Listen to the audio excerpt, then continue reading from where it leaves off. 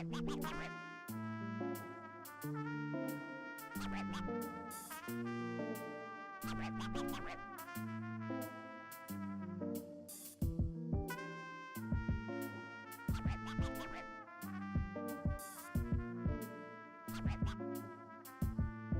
¿A dónde está papi?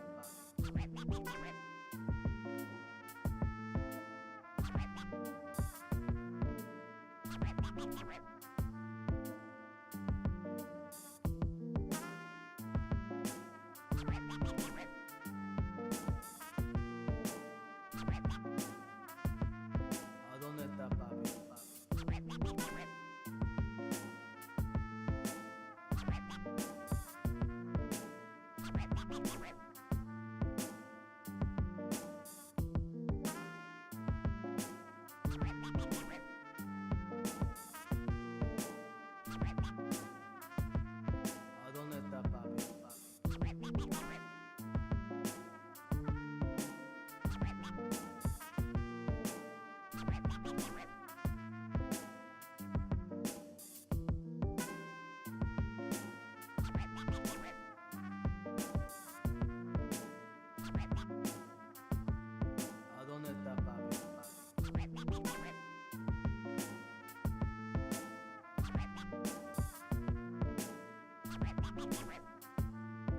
¿A dónde está papi? ¿A dónde está papi?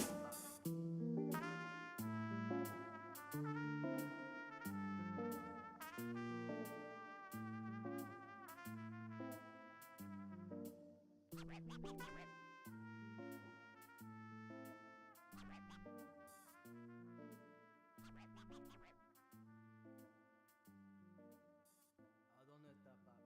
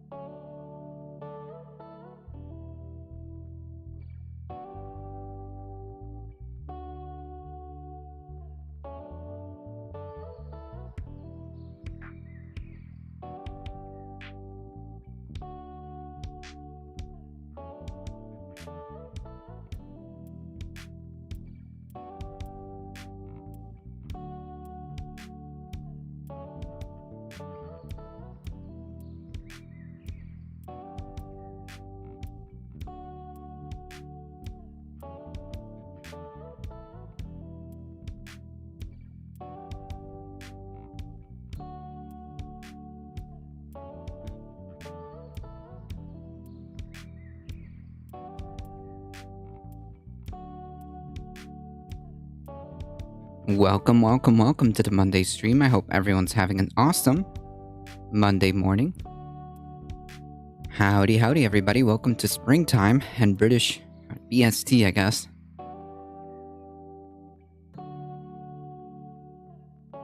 Sorry about that delay. Just had to get my stuff together.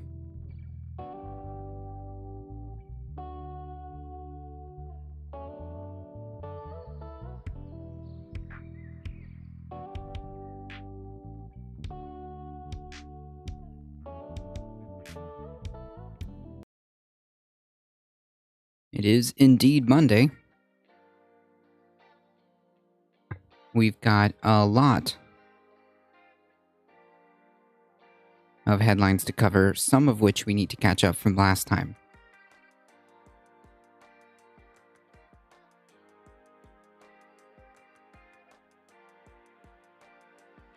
Hey Thundera, how's it going?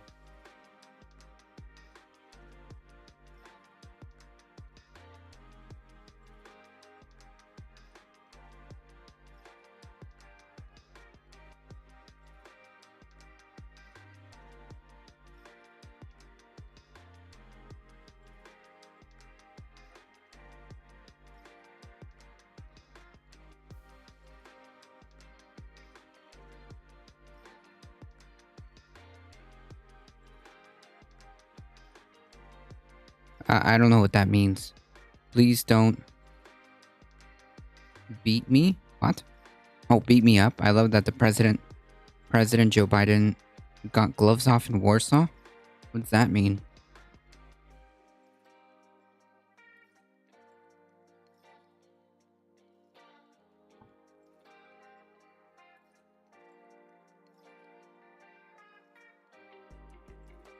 Alright, folks, we're gonna get ourselves started.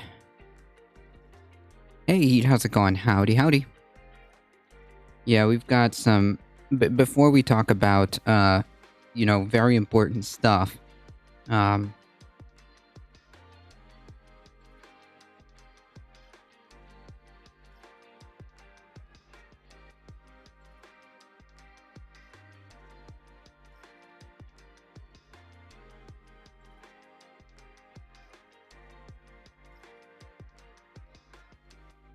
this channel, we discuss the most pressing matters of society, like Will Smith. He thanked a war criminal during that speech and slipped up with saying Putin shouldn't be in power. What?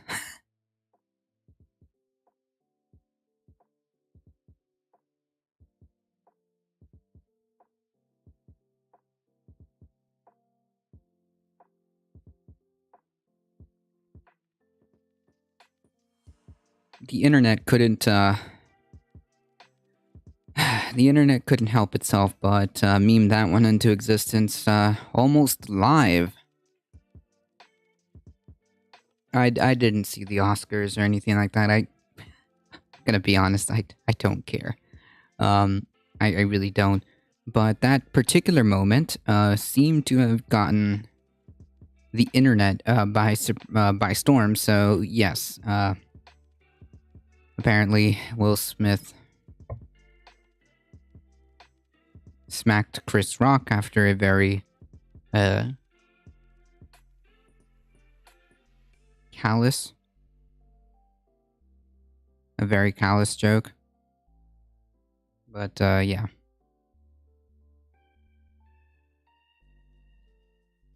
Truly covering the most pressing matters that are happening right now. How's it going? How's it going, Heat? The internet did not waste a lot of time making that into memes, that's for sure. President Joe changed the world? I don't think he did, whatsoever. I think that's a stretch.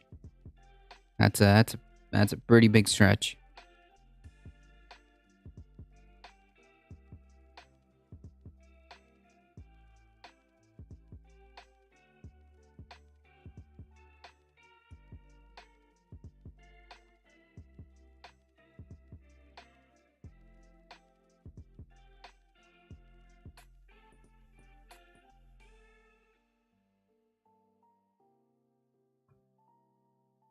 Alright, folks, we've actually got news to cover. So let me go ahead and get started.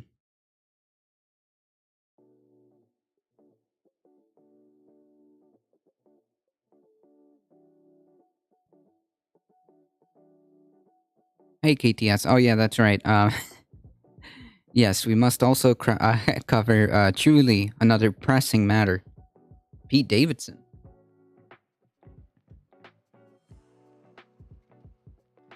Covering the stories that really matter, huh?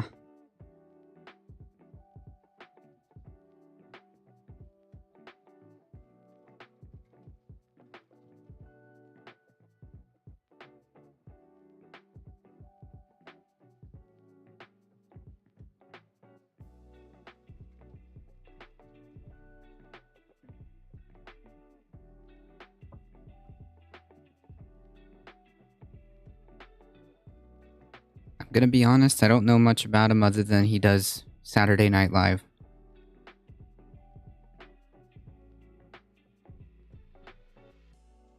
I think you're giving Joe Biden too much credit there, buddy.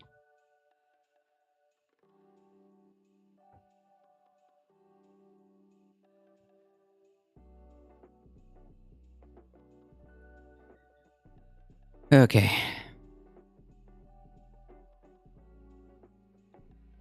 Now that we got our celebrity drama out of the way,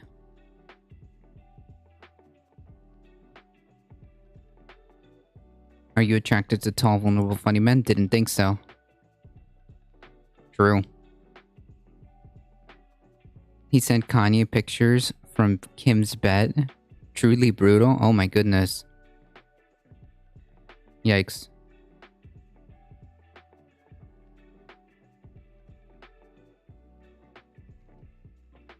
I think I need to change my title, my name to a difficult TMZ then. He's doing the world a big favor. I have yet to actually see what he's done, to be quite honest. In his speech, Biden talked to Madeleine Albright, who is a war criminal, and stoked tensions by saying Putin shouldn't be in power. Yeah, I did see something like that. Yeah, not good. Not good.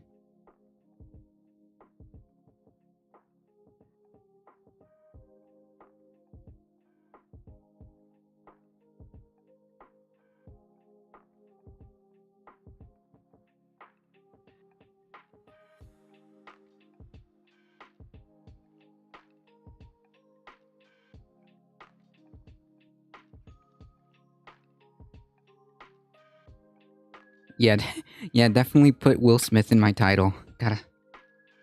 Gotta appease the almighty algo gods. He never should have been. I don't know. Maybe it was tactful or tactical.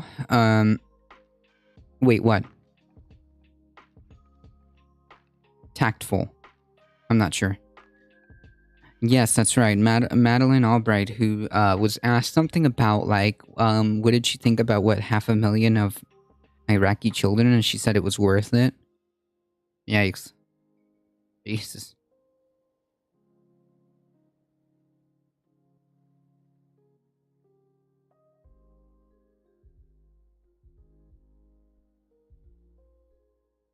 Oh, by saying Putin shouldn't be in power. Yeah, I don't think that the United States president or any person who is acting in government capacity shouldn't be saying who and shouldn't be in power, especially when you've got Russia threatening and creating propaganda saying that the US is constantly messing around in over exaggerating to a certain degree. They're just basically gonna flip this around and say, see, we are right.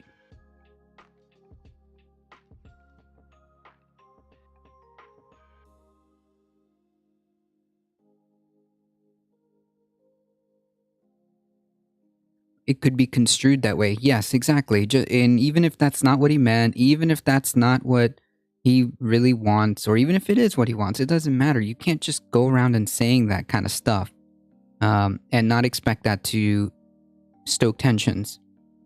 The same goes, although to not to the same degree, but the same criticism would be levied at Lindsey Graham for saying that he should be Robloxed.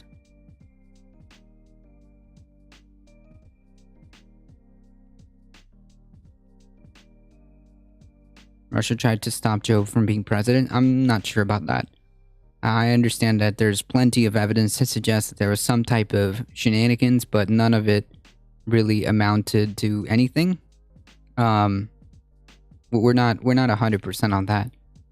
When he yelled, don't touch an inch of NATO territory, that was kind of scary. Yikes. Now I want strudel.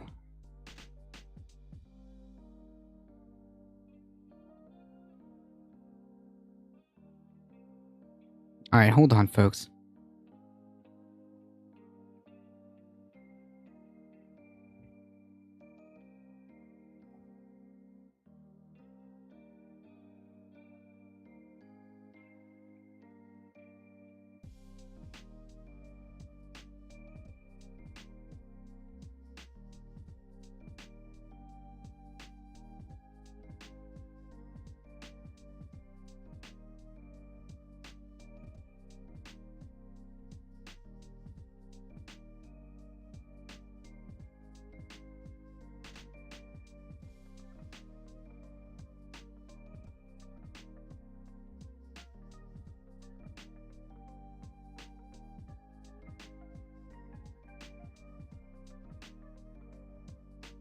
Paquita decided to bang on the door relentlessly.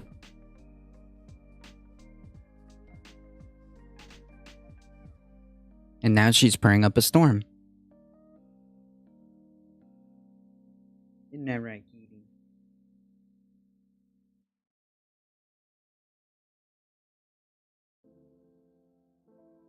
Go on. Go on.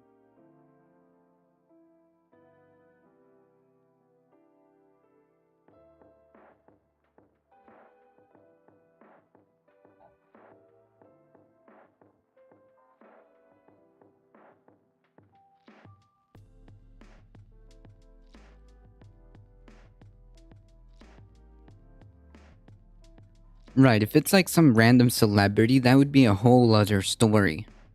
But it's not, it's the president. It's the president of the US, so which could be misconstrued as a call to action, right?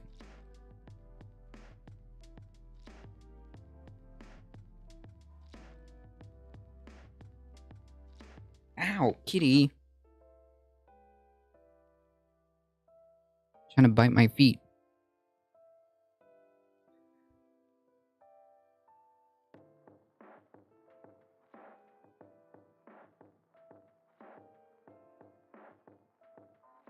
This is a very well-traveled cat, but not very well-mannered.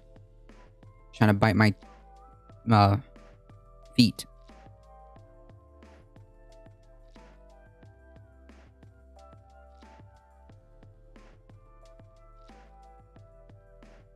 I'm so glad you have Joe and not Donald Trump. I mean, yeah, but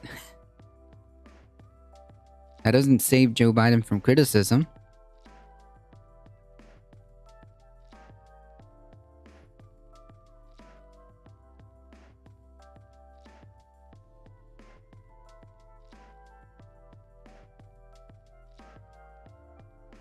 Alright, folks, we gotta focus.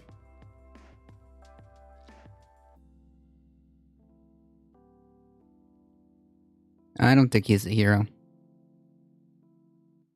Did you hear Trump say no world leader should start a war if he was president? I almost agreed because they thought he was too unhinged to start. I don't know. It's kind of hard to tell. It's kind of hard to tell, to be honest. One thing's for sure. If somebody like Trump was in power, he'd fumble through it even worse. I don't know. I would be worried. I would be worried.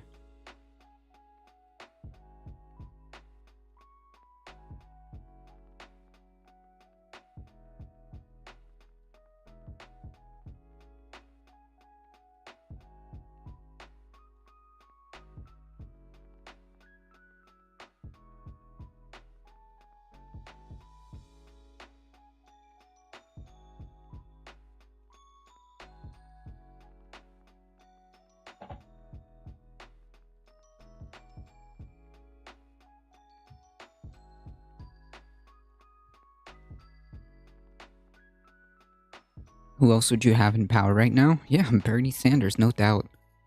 No doubt. Why would I want Joe Biden if I had a personal choice? He said he would send nuclear subs to Russia, but we probably already have some there. Wait, is that like breaking news? Hold on. Is that real?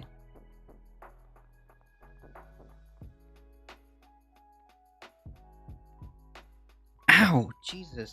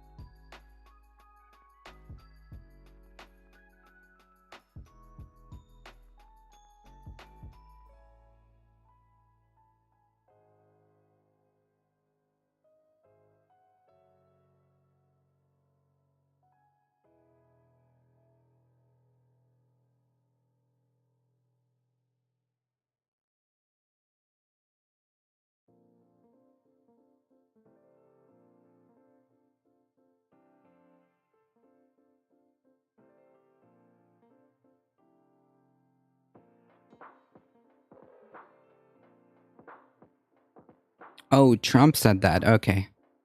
Gotcha. We want Ukraine to be self-determined. It's not up to us what we want or not want.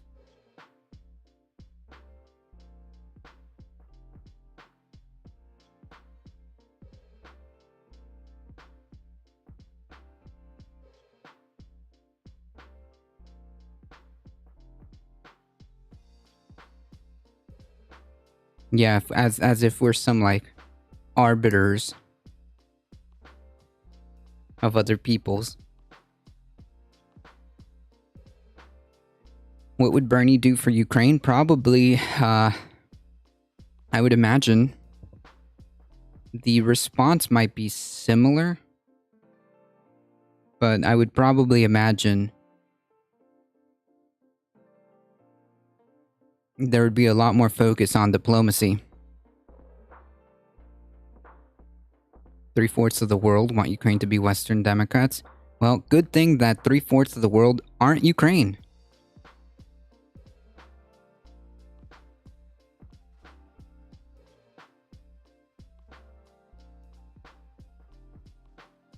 Can you imagine if 3/4 of the world got together and told the United Kingdom what they should be? Can you imagine?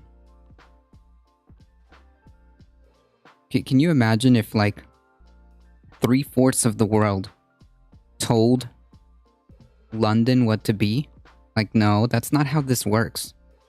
That's not how real democracy works. You let people have self-determination. Let them choose however it is that they want to live, and that's how they that's their decision, right? There's a long answer for you, but my short answer is that Bernie has progressive policies, which I trust to keep us out of war, but still respond in kind. Yeah, I would suspect that there would be at least a attempt, a much better attempt at diplomacy or establishing the scenarios for diplomacy. Alio with the tier 1 subscription for 17 months on a current 16-month string. Thank you so much. Thank you, I appreciate the support. Howdy, howdy.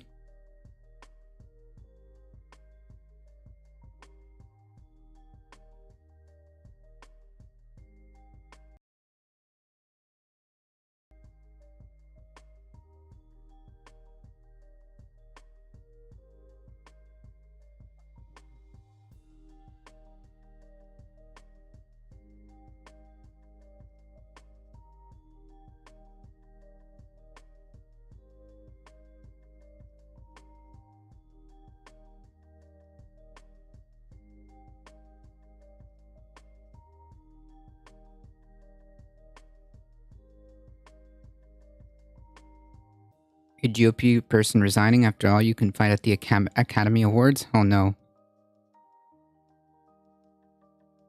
The US withdraw from the world stage and let every dictator take whatever they like. I don't think anybody said that. I don't remember saying anything remotely close to that.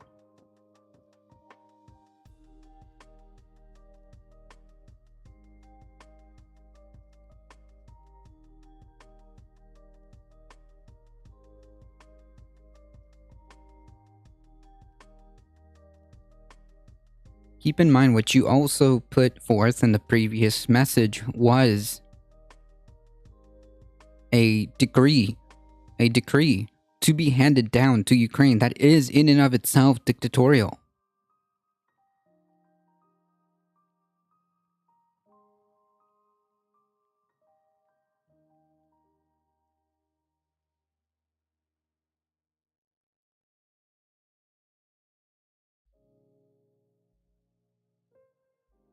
Bernie should have been president. Well, yeah, but unfortunately, not.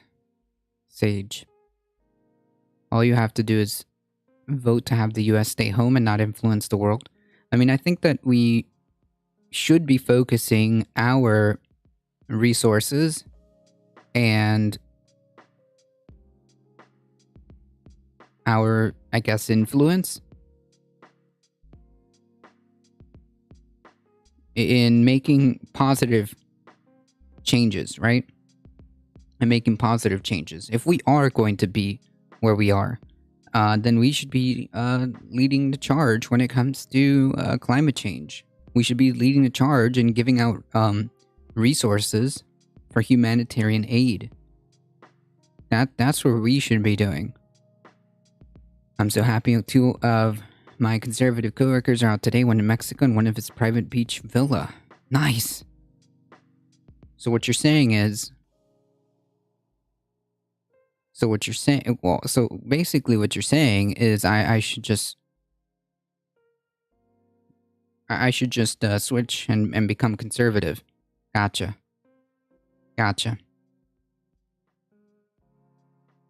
Folks, it's that easy. If you just be conservative, you too can be in Mexico or in a private beach villa.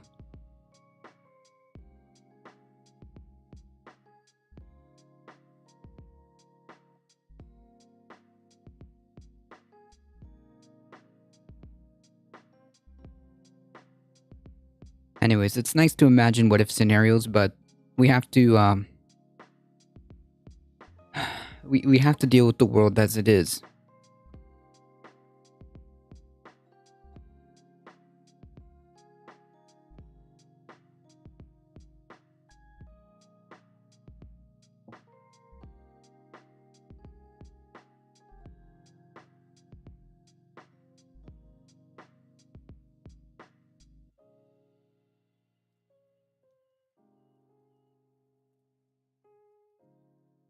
Jeez, my cat got me really good. I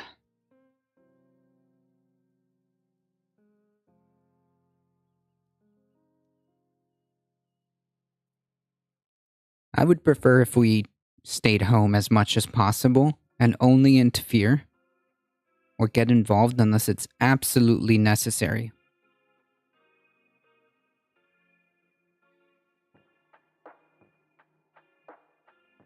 And when we do get involved, it's only out of necessity. Climate change would be an example of that.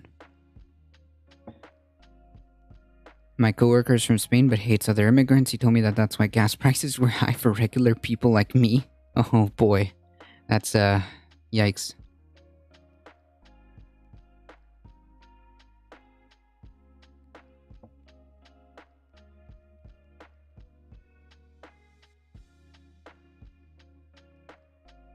Have very little sway over our politicians, and a lot of us are just disengaged or ignorant out of politics. Yeah, because it's by design. It's by design, folks. You gotta keep running the hamster wheel so that you don't take a second to think about what's happening. You don't take a second to realize just how effed things are. Because then that would actually motivate people to get out there. The point is to make us so apathetic, so disengaged, that not enough of us participate, because if we did, we would realize how effed things are. Yeah, that's part of the deal, right? Being overworked, underpaid. You don't have time. You don't have time.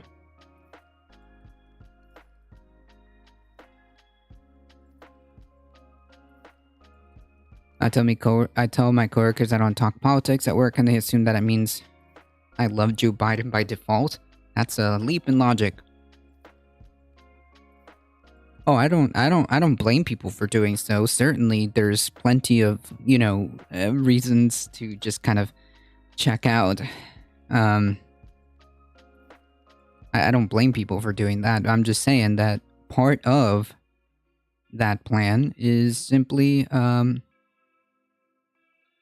because we're overworked and underpaid, gotta keep that hamster wheel running.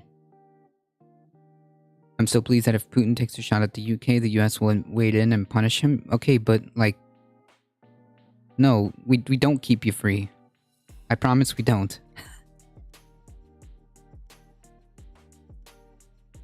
Putin isn't going to take a shot at the UK.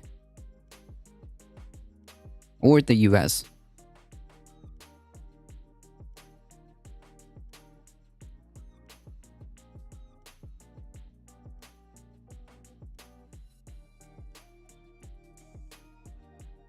I promise the British can do just fine by themselves.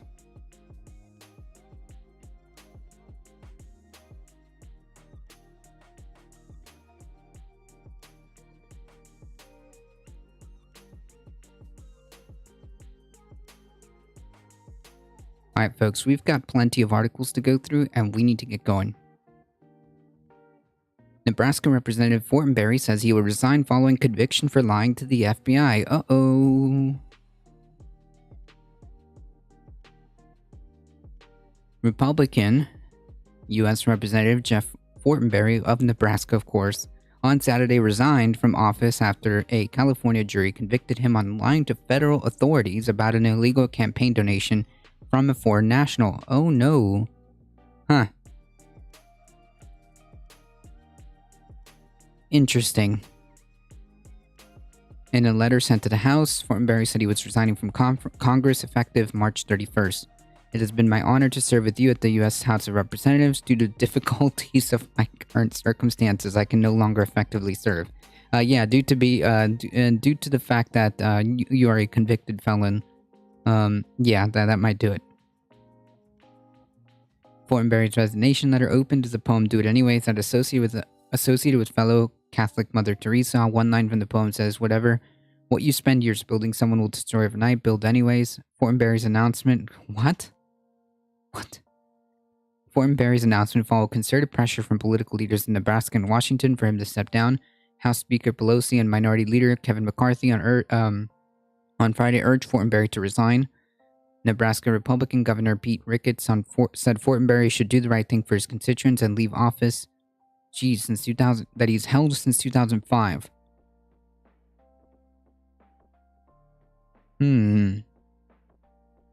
Okay. Let's take a look at what actually caused this.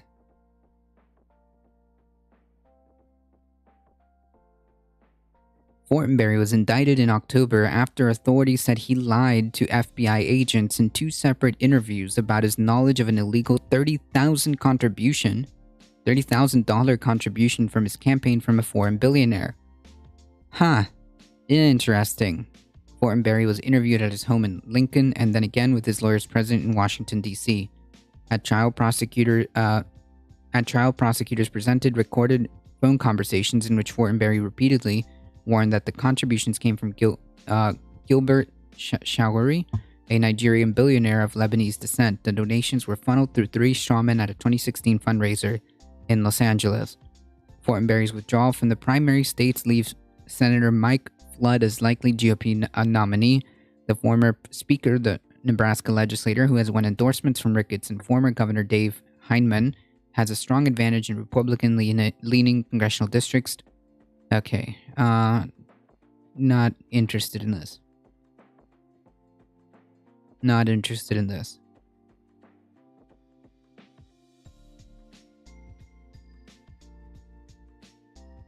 Okay, so that's basically the important part of the article.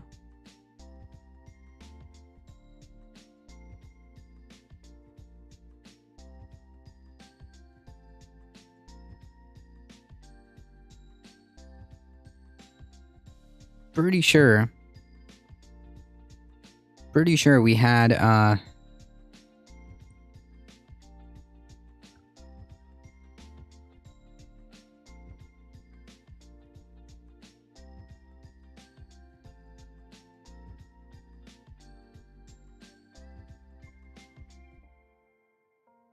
we had the Republican Party make a big storm, make a big brouhaha.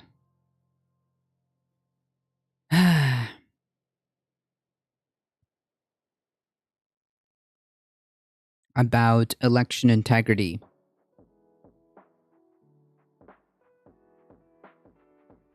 Pretty sure they made a big deal about election integrity. Something about laws. Something about keeping our elections clean.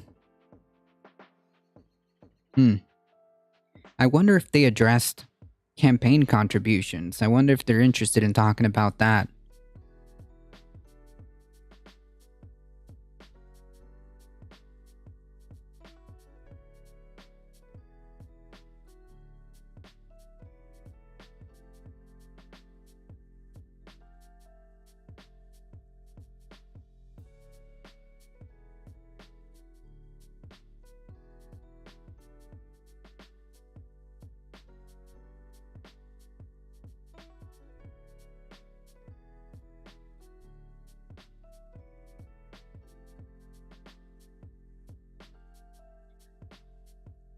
every time one of these stories pop up, it's just an illustration of how these folks, every time they say something about like what their concern is, it's usually them doing this kind of stuff. Interesting.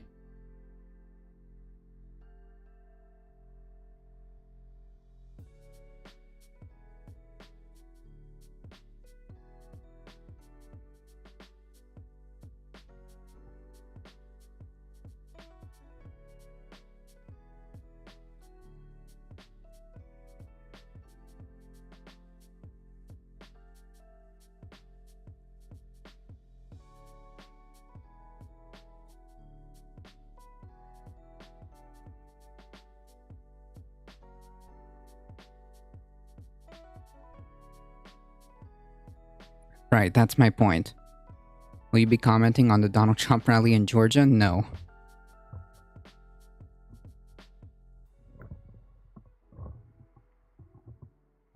I suspect we're not gonna see much difference.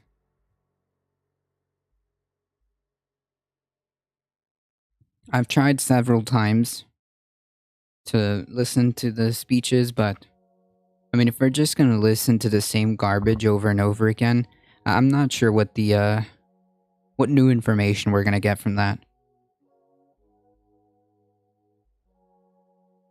I could probably tell you what he talked about. I could probably tell you what he talked about without even seeing the speech. An existential threat to the country, how this country is completely destroyed. The Democratic Party has ruined this country. Only him and him alone can save it because during his tenure, America was at the top of its game. And something about immigrants, and then something about how the election was stolen from him.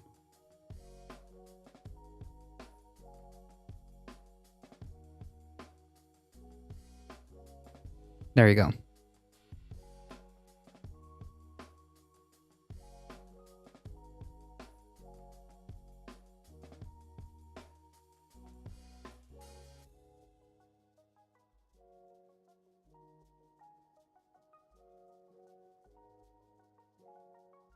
His talking points are all the same, though. He never talks about anything different.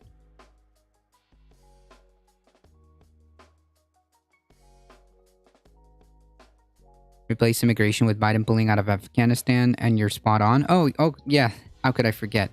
The same plan that you launched. When somebody else completes it, it's Schrodinger's. What is it? Schrodinger's military strategy. You see, when I was in power, it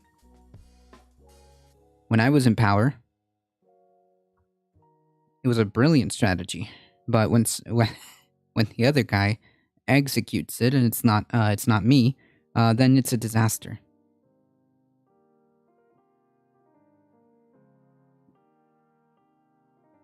Oh, you actually watched it? Okay. There you go. See? Dang. How does he do it, chat?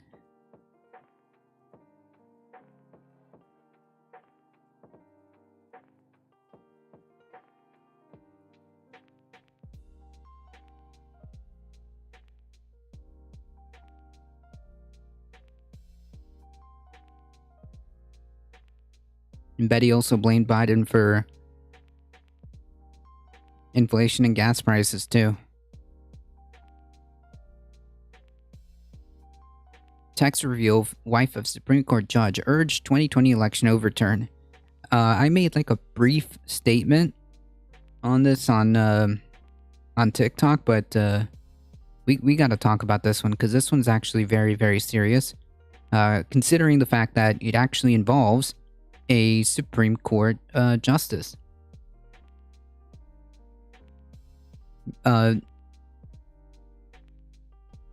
Virginia Thomas, who is Clarence Thomas's wife, reportedly sent 29 text messages to Mark Meadows urging him not to concede. Mark Meadows is I think he was the spokesperson? No, he wasn't a press secretary. He was Secretary of... Ah, man, I forgot what he was.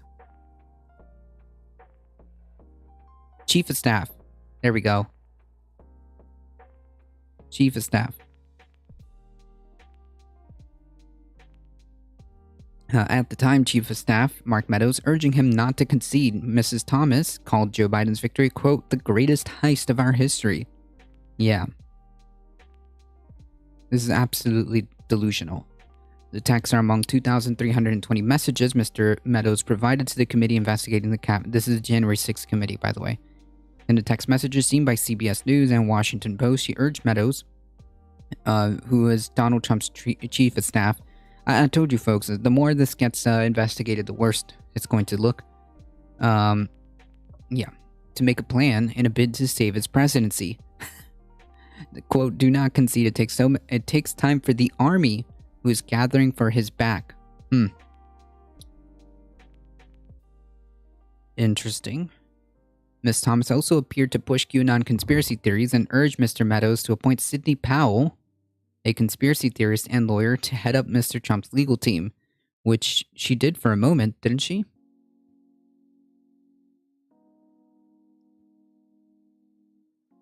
I'm pretty sure Sidney Powell was even for a brief moment, she was at the head of the legal team, so, Interesting. Sounds like Sidney and her team are getting... Sorry, quote, sounds like Sidney and her team are getting inundated with evidence of fraud released to Kraken and save us from the left taking America down. Mr. Meadows told Mrs. Thomas that he intended to stand firm and said that he will fight until there's no fight left. This would be funny if it was like some random... Hey, Mayhem. This would be funny if it was like some rando like QAnoner. Like, this is indistinguishable from like a QAnon like 4chan post. Basically. And the problem here is that she's the wife of a Supreme Court justice. And the idea that there's absolutely no conflict of interest here is just like, it's just not possible. You're telling me that the wife of somebody who's been, their partner for over 30 plus years, 35 years, there's no conflict of interest, there's no talks of opinions, even if it has nothing related to do with either of their work. There's no sharing of opinions, there's no influence going on there, nothing, really? Put him in jail? Well, he has to be convicted of a crime first, right? Put Rudy in jail? They would have to be convicted of crimes, yes.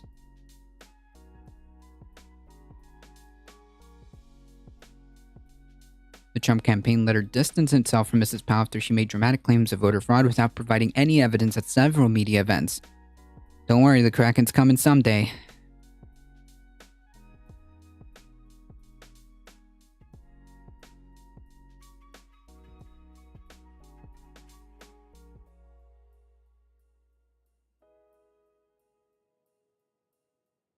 Virginia Thomas, who goes by, is it Ginny?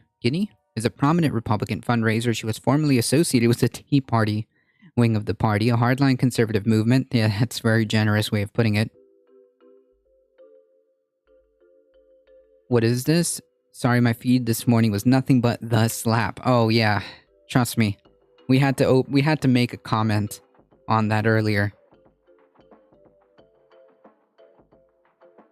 Truly, everybody's covering the story that matters, right? This is just casually the wife of the Supreme Court justice, basically making a QAnon 4chan post. Mike Pillow for president? Funny. She has been married to conservative leading Justice Clarence Thomas for 35 years and insisted her activist work has no influence on her husband's work with the Supreme Court.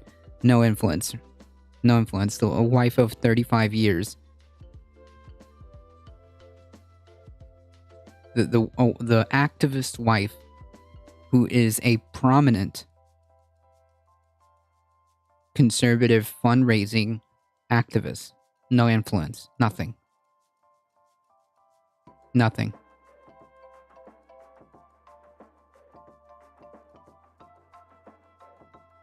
a Supreme Court justice wife? Yeah, she was involved in the treasure trove of texts that were given to the January 6th committee from Mark Meadows. Yeah, the slap, the slap that changed the world. True.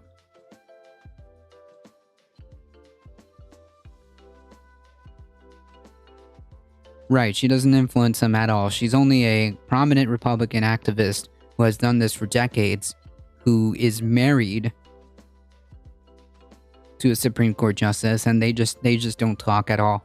There's just no, they just don't talk at all. They don't share anything, even if it has absolutely nothing to do with the case or with her activist work. Even though it has nothing to do with that, they just, I guess they just don't interact at all. Like, how does that work? They just don't talk. They just like sit there and be like, wait, no, we can't even talk.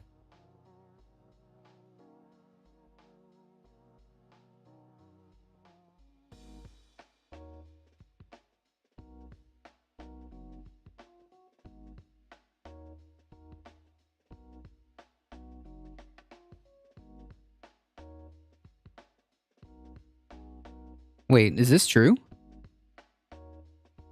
Anodyne, is this true? Right, no chat at the dinner table. No, nothing.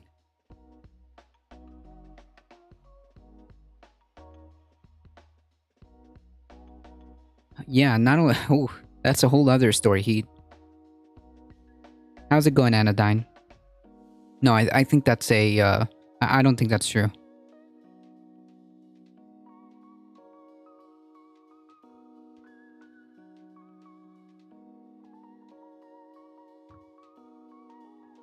Trust me, that would be back-to-back-to-back walls of coverage. If that was true, that would be back-to-back walls of coverage. No, that's not. I think it was made to make a point. I think that tweet was designed to make a point. But Sirius's corruption has happened out in the open for years, but I guess people tolerated it because he was always in the minority. Like, not in power. Yeah, I think so. Now, like, we're realizing just how deep it is. I mean, this is just wild that this is just completely fine. It's going out there. It's all out there. In 2010, she made headlines for asking Nitty Hill to apologize for accusing Mr. Thomas of harassment during her confirmation hearings in 91. Yikes.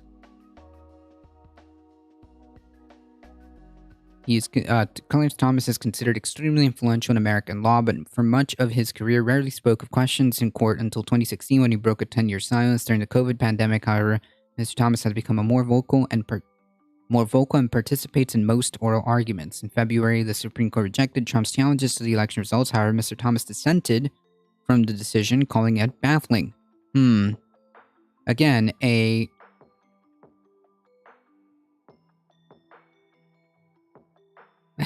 I've done no further research. I trust Cody's reporting implicitly and refuse to do more research. We can all dream, right? We can all just live in that Twitter, in that single tweet.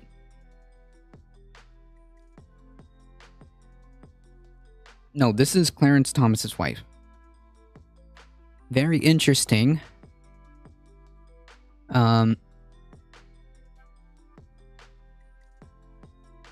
Very interestingly, Mr. Thomas was dissenting from the decision regarding Donald Trump's challenges to the election results. Interestingly, again, she was an activist, is an activist, who repeatedly espoused election conspiracy theory nonsense. Basically, indistinguishable from a QAnon shitpost on 4chan.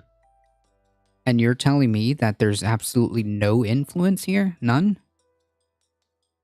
I guess it's just a massive coincidence where we have a, I don't know, these are just some unbelievable circumstances where by pure chance, we have a Supreme Court justice being on, in some cases, the lone dissent to cases regarding the 2020 election. And again, this is just by pure coincidence. His wife is also a massive political activist who has been pushing election conspiracy nonsense.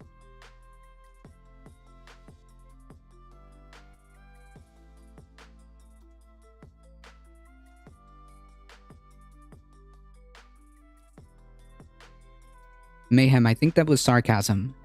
I think they were being sarcastic.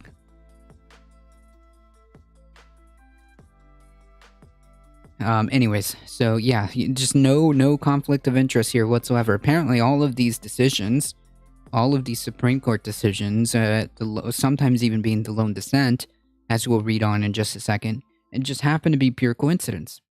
Interesting.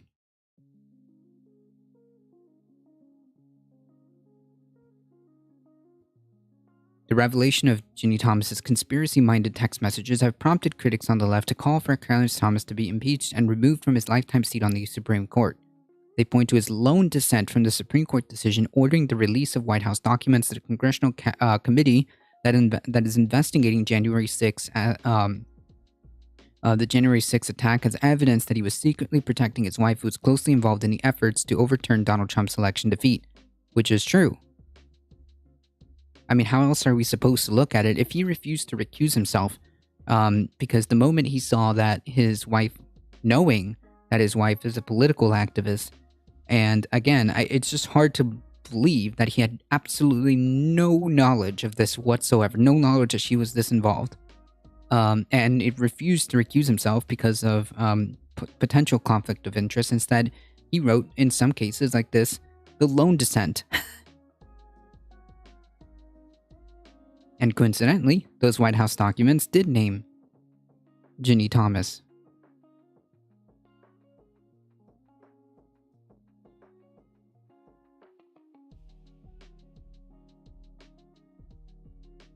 Mr. Thomas's defenders countered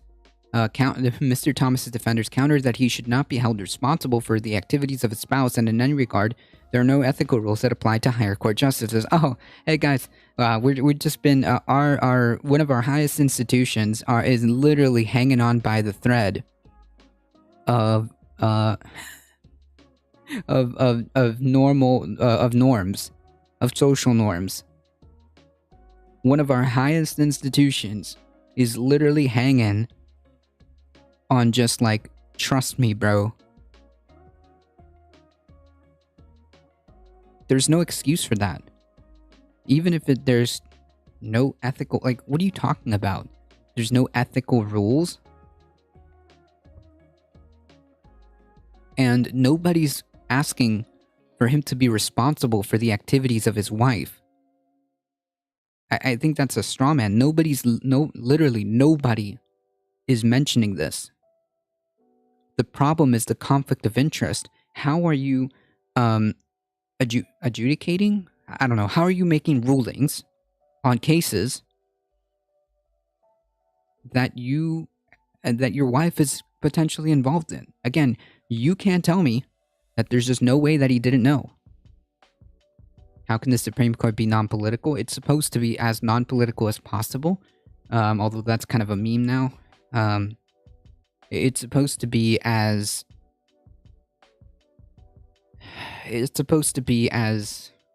non-political as possible.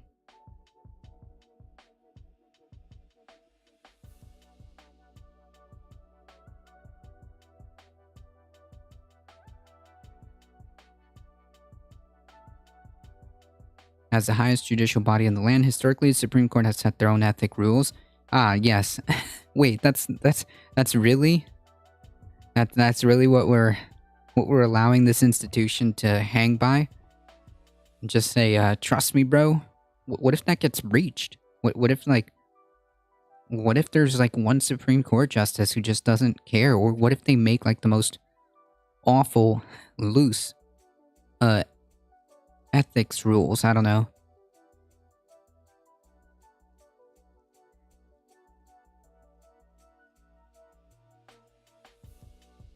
That just seems very, very bad. Very bad, not strong, not good. Not good.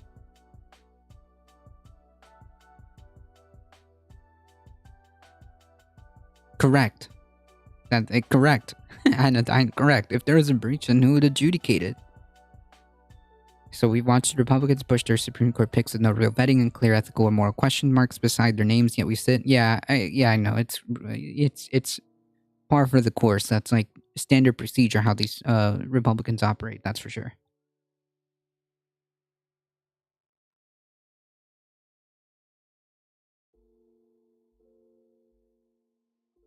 The impeachment process for Supreme Court justices is the same as those as U.S. presidents. A majority vote in the House of Representatives and 2/3 to convict and remove in the Senate. That's an unreachable bar given the current partisan divide of the latter chamber. True. In fact, only one Supreme Court justice has been impeached by the House in U.S. history. Samuel Chase was accused of political bias and misdeeds in 1804. He was acquitted by the Senate by a comfortable margin.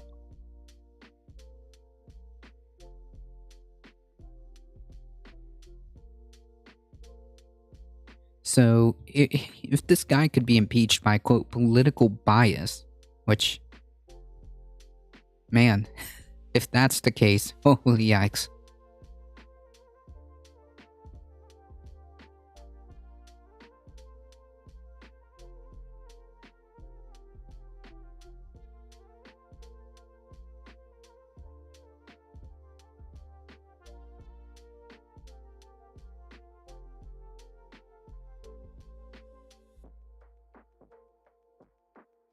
I certainly think that this is stepping on definitely some impeachable grounds for sure. The fact that he knew that his wife, I mean, he has to know, right? Like, he has to know that his wife is a political activist.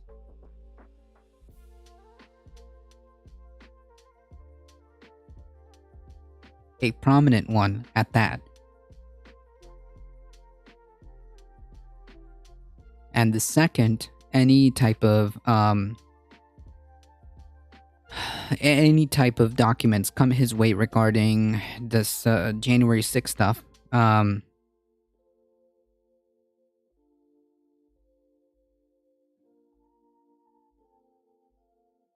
he just doesn't know. I don't know.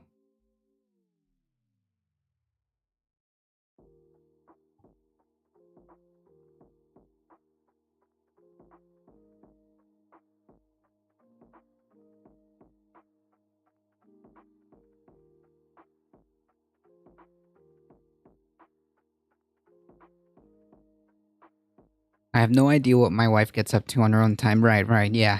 Okay.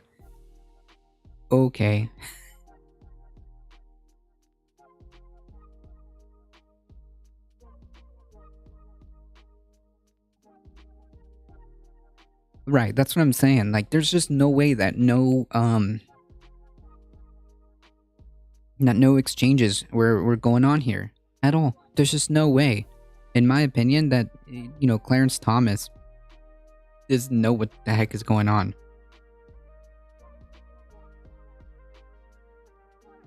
And like I said, even if they never discussed anything regarding a case, anything regarding her specific activism, you can't tell me that a spouse of 30 plus 35 years does not have any type of influence. I mean, like, it's very strange that after 2016 he got himself a little bit more vocal, and it's also just, again, either it's pure just wild coincidence that during the 2020 election challenges that he just started happening to side as a dissenter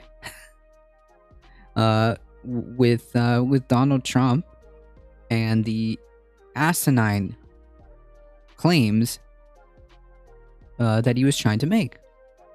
And again, this is just pure coincidence that also simultaneously his wife, who again has no influence on him, is basically Q posting.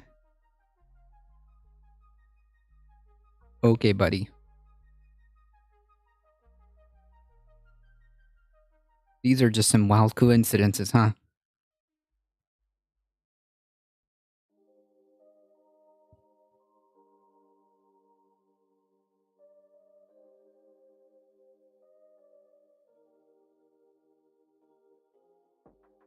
Totally normal stuff happening.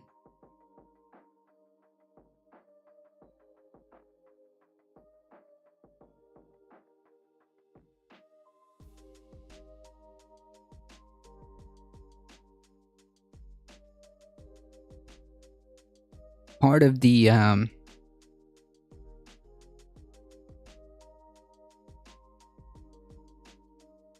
the three pillars that we've talked about when it comes to democracy is strong institutions. If institutions are being held by essentially the honor system, if an institution is being held together by norms, then it is not very strong, is it?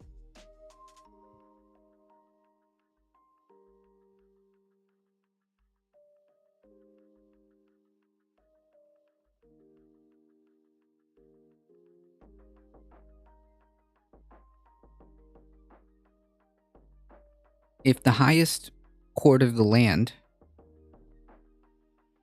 is basically being held together by the tiniest thread of norms, because that's basically what they are. It's not law. Setting your own ethic rules is basically just norms, right? It's just what's acceptable in the court set by themselves. Then that institution it can be easily broken, and therefore violates my one of my three pillars for having strong democracy. The same goes for an example would be if you're the electoral college. The electoral college procedures are not law. They're held up by norms, by norms basically, which we saw just how easily that can be broken, as you had the Republican Party attempt to shoehorn fake electors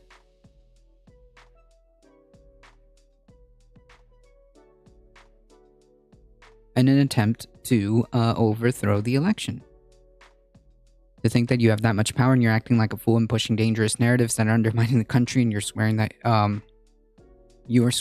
in undermining the country you are swearing to love democracy, but only when it benefits my belief. Yeah, that's usually what they mean.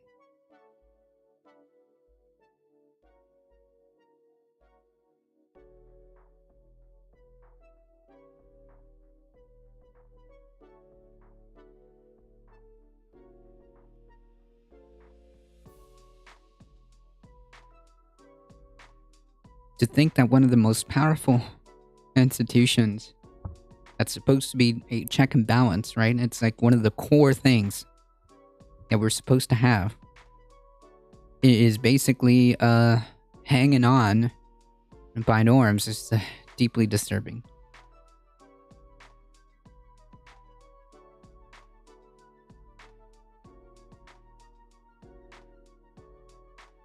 No.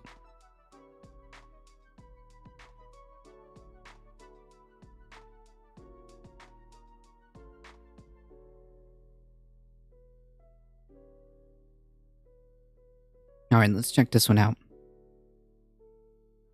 Maybe this is good. Maybe not. President Biden intends to propose a minimum tax of 20% on households worth more than $100 million and cut projected budget deficits by more than $1 trillion over the next decade, according to a fact sheet released on Saturday by the White House Budget Office. The introduction of a minimum tax on the wealthiest Americans would represent a significant reorienting of the tax code. It would apply to the top 0.01%. Oh man, I can see the headlines now. Joe Biden wants to raise your taxes. With half of the expected revenue coming from households worth $1 billion or more.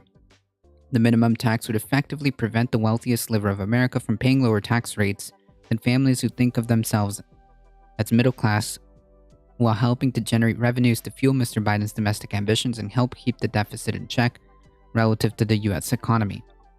In his proposals expected on Monday, the lower deficits also reflect the economy's resurgence as the US emerges from the pandemic. It's a sign that the government's balance sheet will improve after a historic bust of spending to combat coronavirus.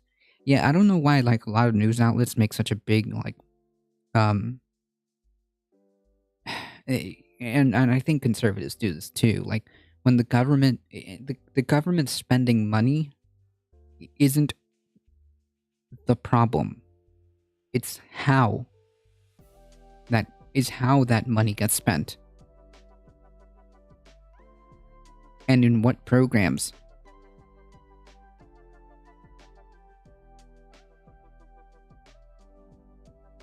The fading of the pandemic and the growth has enabled the deficit to fall from 3.1 trillion in fiscal 2020 to 2.8 trillion last year and a projected 1.4 trillion this year.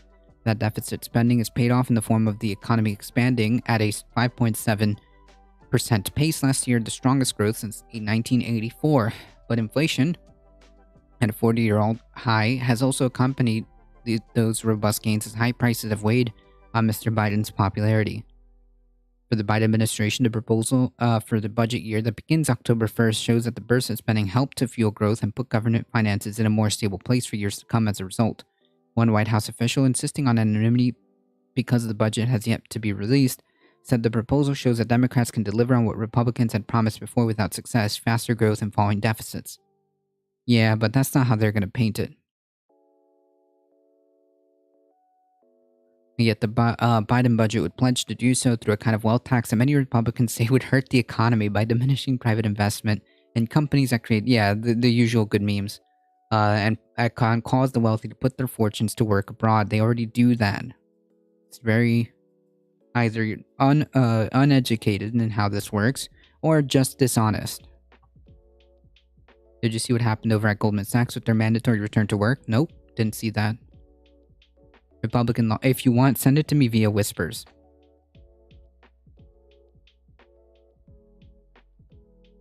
Republican lawmakers have said that the Biden administration's spending over the last year has led to greater economic pain in the form of higher prices. The inflation that came with reopening the U.S. economy as the closure from the pandemic began to end has been amplified by supply chain issues, low interest rates, and now disruption in the oil and natural gas markets because of Russia's invasion of Ukraine.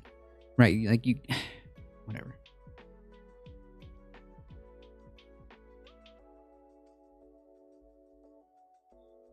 Senate Republican leader Mitch McConnell of Kentucky blames Biden's corona relief as well as his push to move away from fossil fuels. Washington Democrats' response to these hardships have been as misguided as the war on American energy and runaway spending that helped create them. The Biden administration seems to be willing to try anything but walking back their own disastrous economic policies. Except the opposite has actually happened. Despite what Mitch McConnell says, no. This is the latest proposal by the Biden administration and Democrats to focus on the wealthiest Americans and corporations. Like, if you're not at the top 0.01, I should say, very telling, huh? Very telling. And he's the one that's up in arms about this. This is the latest proposal by the Biden administration and Democrats to focus on the wealthiest Americans and corporations to pay for their agenda. What? Top Democrats who have unveiled similar proposals are signaling support for the move. In October, Senate Finance Committee Chairman Ron Wyden pitched an annual tax on billionaires that would be focused on unrealized gains from assets, but Republicans and some Democrats raised objections. Who are these some Democrats? I want to know. Wyden welcomed the president's new plan, saying in a statement that it's a solid proposal that would ensure billionaires pay taxes every year, just like billionaires' income tax.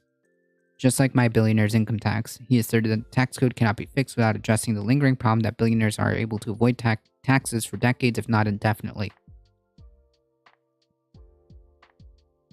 While there are differences between the president's proposal and the billionaire's income tax, we're rowing in the same direction.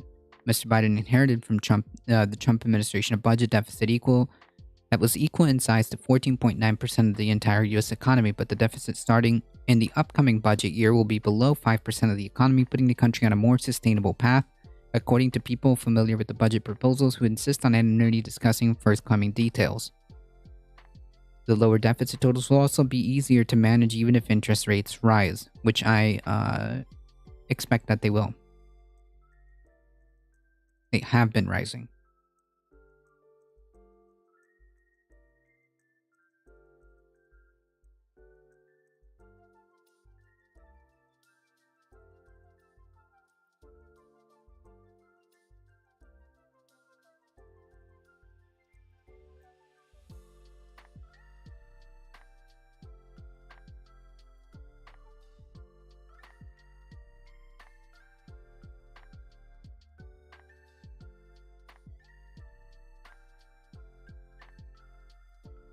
This is a good meme. We'll get to that in a second.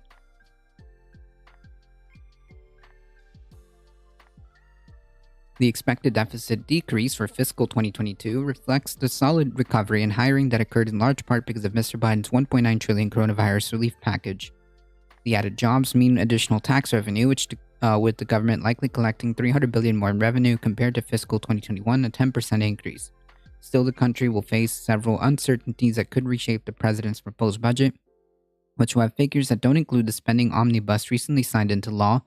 Mr. Biden and U.S. allies are also providing aid to Ukrainians who are fighting against Russian forces, a war that could possibly reshape spending priorities and the broader economic outlook.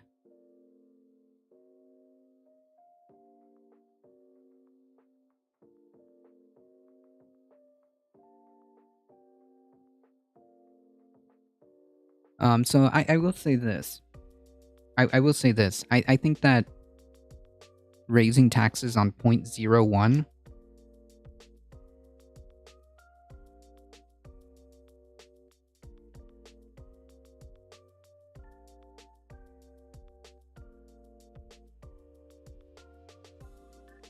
on the 0.01% isn't exactly... I don't have necessarily an objection to that.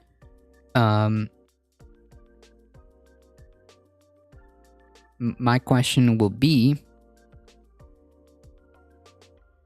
well, let's say it does happen. What are you gonna do, Jack? Are you gonna repurpose and reorganize some of our priorities? Are you going to use some of those newfound revenue to provide healthcare, to provide education? Are you going to use that newfound revenue to maybe, I don't know, begin to address the climate crisis? Are you going to use some of that revenue to put into programs that would actually benefit the American people?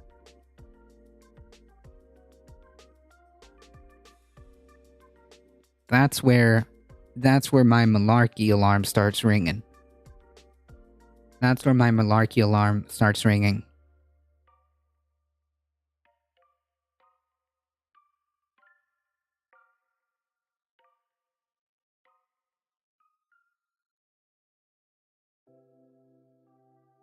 Yeah, hopefully invest into infrastructure, social programs, and climate change. Ideally, that's what you would... I mean, allegedly, that's what we were told, remember? Unfortunately, none of that is materializing. But on the surface, I'm not exactly objecting to a billionaire tax.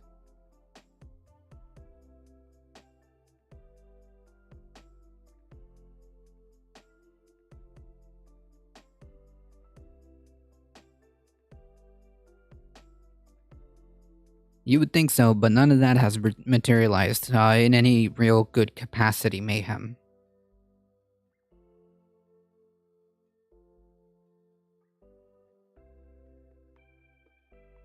Goldman Sachs CEO demanded all employees to return full-time to the office. Only half showed up. That's a good meme.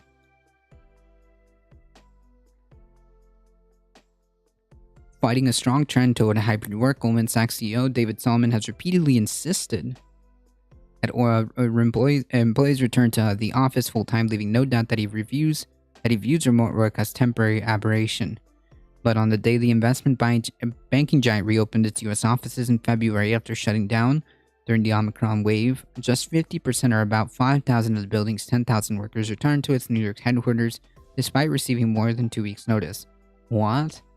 In early March, New York City Mayor Eric Adams, who has been on the dogged mission to bring office workers back to the city, hosted a town hall. I don't get it. Listen, if you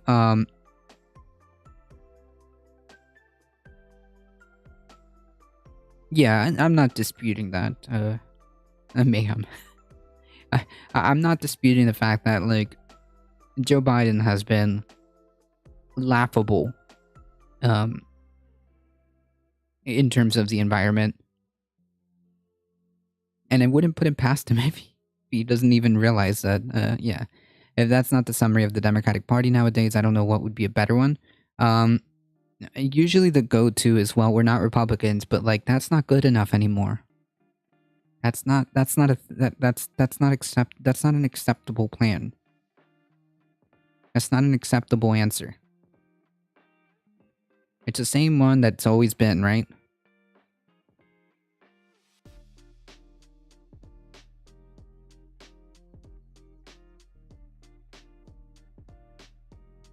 Also, just furthermore, just to add on to this, listen, if your job can be done remotely, then it should be.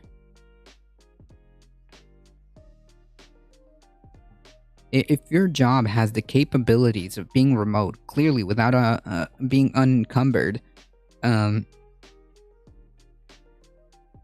it should be the default. Clearly it works. Clearly the majority of workers want it, overall.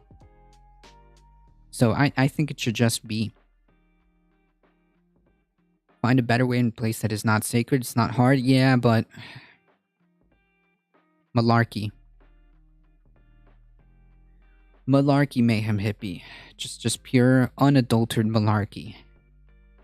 And not only that, we don't have to just use wind. Like, we have other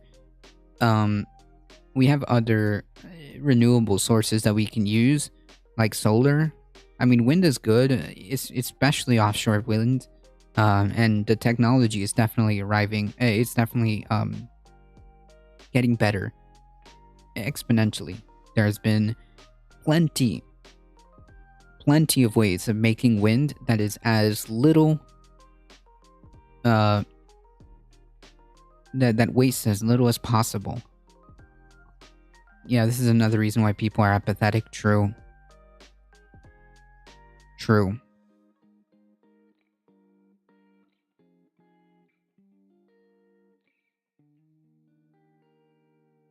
While the international gathering was closed to the press, Adams later told the media that Goldman had just a couple of thousand of employees working in person, a far cry from a full return to the work in office. Such a vertical drop in attendance would have signaled serious trouble for Solomon's campaign, but a Goldman spokesperson provided Fortune with a different number.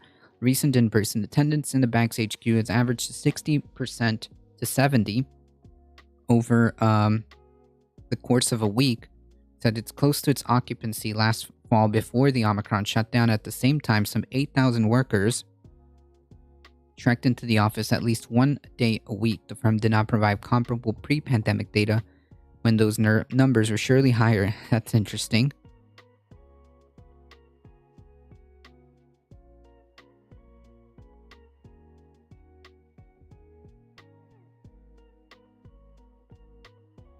A growing share of employees will likely return to Goldman's offices as the pandemic subsides. Solomon believes in-person interactions are essential to the bank's apprenticeship culture. No.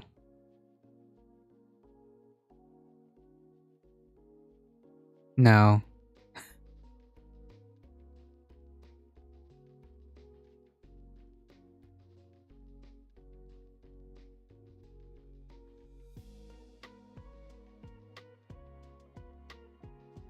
But the company's operating model, which Solomon refers to as the ecosystem of the firm, includes hiring some 3,000 new college graduates each year who learn from experienced bankers and build networks face to face. Okay, but you can do some of that online. The experience also encourages teamwork, which is central to the firm's culture. None of that happens. Okay, Boomer. None of that happens, Solomon believes, if the remote works becomes the new normal. I work in, I work remotely for now. And, I work in a team. And, I have not had any problems working as part of a team, despite the fact that we're remote. That's literally never been a problem.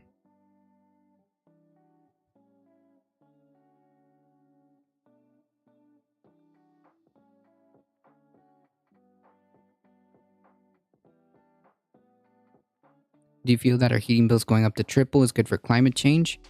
It depends on why.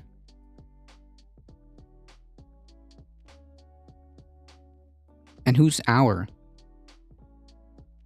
My husband started a remote job today, hoping for the best. They don't have an office building anymore at all. Nice. Well, congratulations.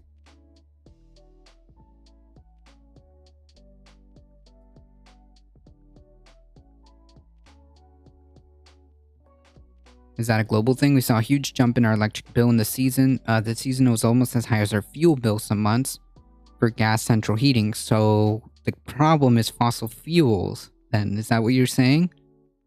So we should be moving away from that, which is causing your heating bills to go up. So okay, so what you're saying is that this price being so high would push us to get ourselves off of gas because it is so expensive. In which case, that should follow. The logic follows. I'm just not confident that we have the political will. The political will to do it. If it's the logic follows that if you're having all of these problems because you're dependent on fossil fuels, and there are alternatives, especially when it comes to, powering the grid, and you don't move towards that. I mean,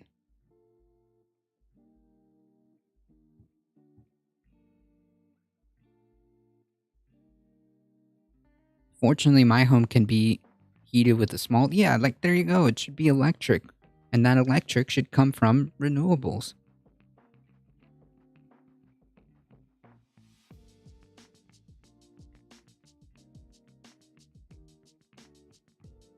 My electric bill almost killed us financially this year, not my fuel. No, because a lot of the power grids, depending on where you are, the majority of everywhere, is powered by fossil fuels.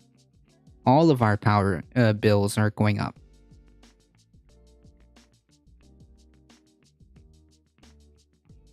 The only problem is those who are suffering are poor and have no power. Yep. Yep.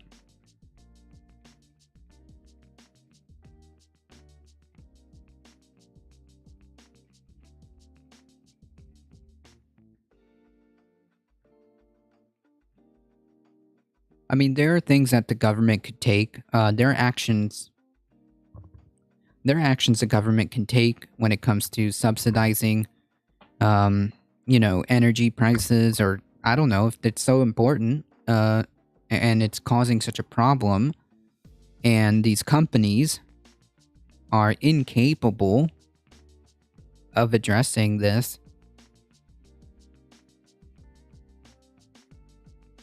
Then they should be nationalized.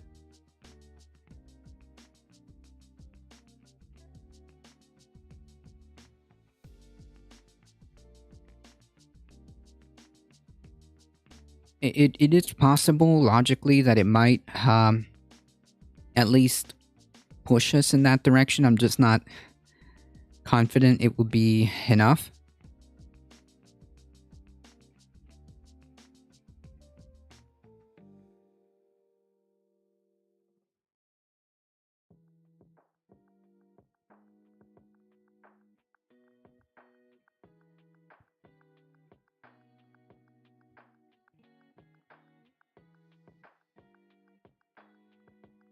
then nationalize it. Why is something so vital, especially vital to the it's why should something so vital like energy be in the hands of private? No.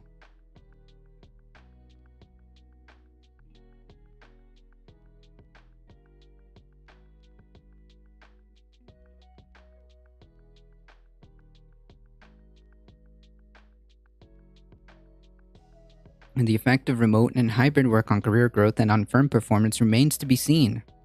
Some of Goldman Sachs' Wall Street rivals, notably JP Morgan Chase and Morgan Stanley, are also taking hardline stances on bringing employees back to the office. Others, including Citigroup and UBS, believe the pandemic has changed the working world for good, and they view hybrid work as a more powerful attraction for top talent. Yeah.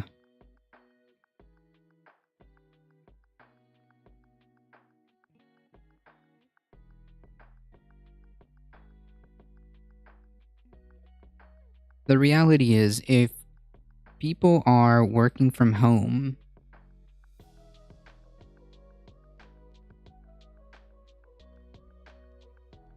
it's about control. If you really want me to give you the TLDR, it's about control. That's it.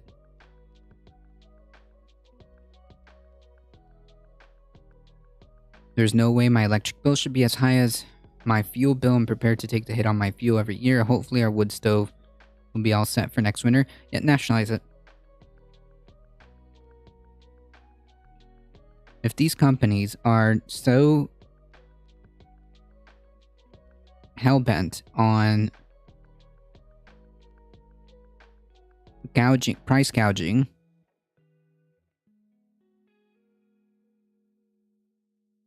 remove the subsidies from fossil fuels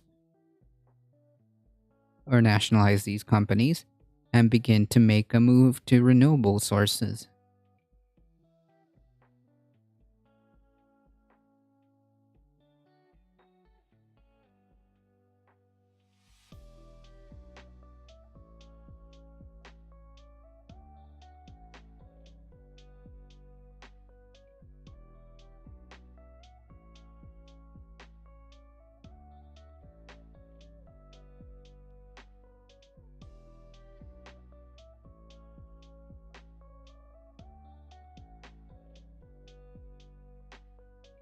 The verdict on Solomon's initiative will not be clear for months or perhaps even years as the war of workplace strategy plays out. Office occupancy rates won't be the numbers to watch. As always, market share growth and profit will reveal the real winners and losers. Well, it just depends.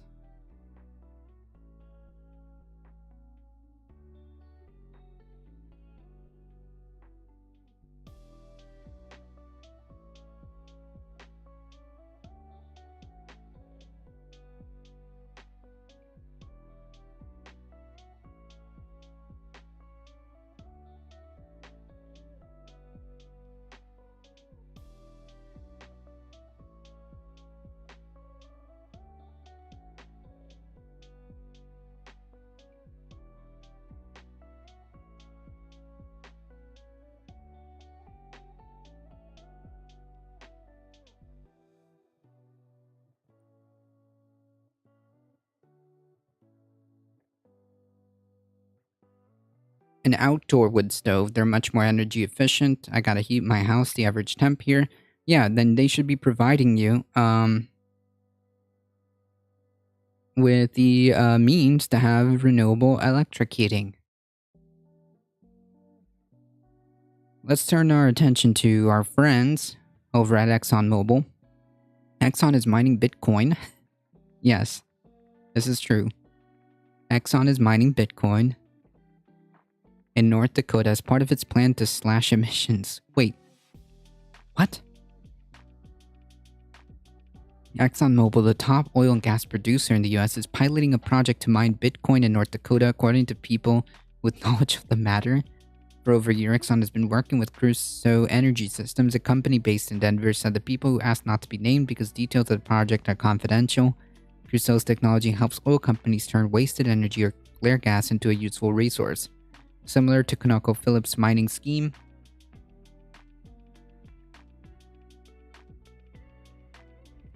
what? In North Dakota's Bakan region, Exxon is diverting natural gas that would otherwise be burned off in the generators, which convert the natural gas into electricity used to power shipping containers full of thousands of Bitcoin miners. Exxon launched a pilot in late 2020, January of 2021, and expanded its build out in July. Like,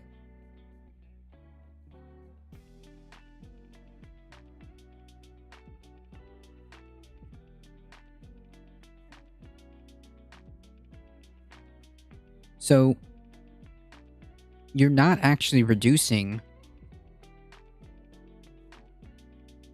you're not actually reducing your carbon footprint. You're just redirecting it.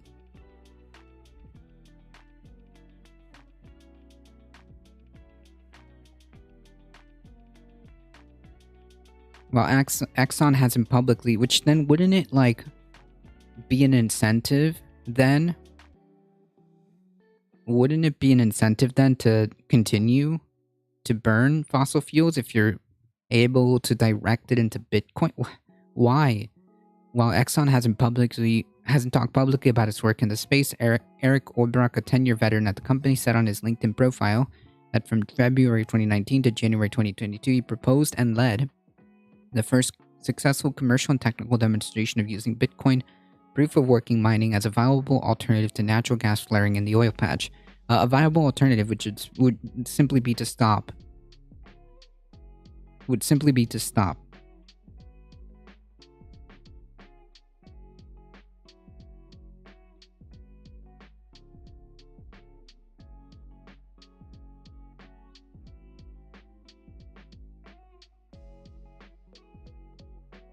Albrecht's title in his profile is NGL Industry Outlook Advisor. Referring to natural gas liquids market, Albrecht told CNBC through LinkedIn messages that he's been advised that he can't speak to the media on his topic. On this topic, Exxon didn't respond for a request to comment. Exxon's Bitcoin project isn't really about making money from the cryptocurrency. Rather, the company has pledged to reduce emissions as part of an industry-wide effort to meet higher environmental standards. But like, that's not... You're just shifting it off. In early March, Exxon joined the other oil companies in committing to the World Bank's Zero Routine Flaring by 2030 initiative introduced in 2015. The type of crypto mining arrangement it's pursuing with Crusoe reduces CO2 equivalent emissions about 6.63% compared with continued flaring. Exxon's Bitcoin mining work in North Dakota was first reported by Bloomberg, which said the company was also considered similar pilots in Alaska, the Kua Iboya terminal in Nigeria, and Argentina's Vaca Muerta shale field in Guyana and Germany. The problem Exxon and Conoco are addressing has existed for years. What happens when drillers accidentally hit a natural gas formation? Unlike oil, which can be trucked out to a remote destination, gas delivery requires a pipeline. If a drilling site is close to a pipeline, producers can sell it right away. But if the pipeline is full or if gas is 20 miles away, drillers often burn it off. That's why you see typically flames rising from oil fields. Jesus. In addition to the environmental hazards, drillers also are burning cash. Enter Bitcoin mining, which only requires an internet connection and can be done from anywhere. And because miners' primary variable cost is energy, they've incentivized to find the cheapest source of power. Okay.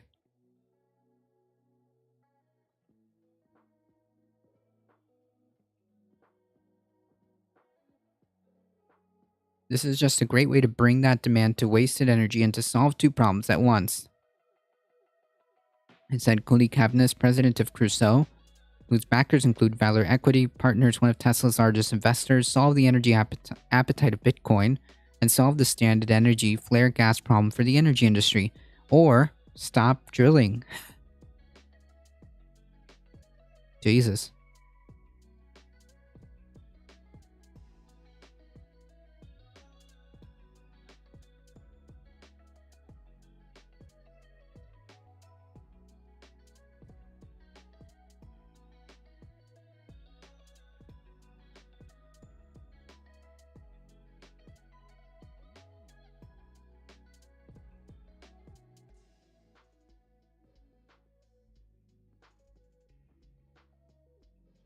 But start taxing carbon for businesses? That would be a start.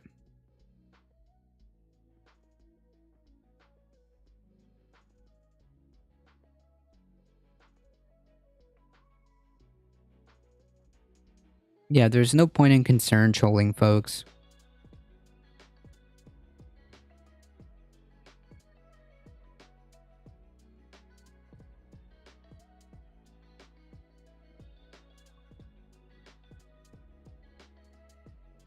There's no point in concern trolling, right? The business would just pass on the cost to consumers. Good, then nationalize them. Nationalize them. And things that involve energy, shouldn't be in the hands of private, anyways.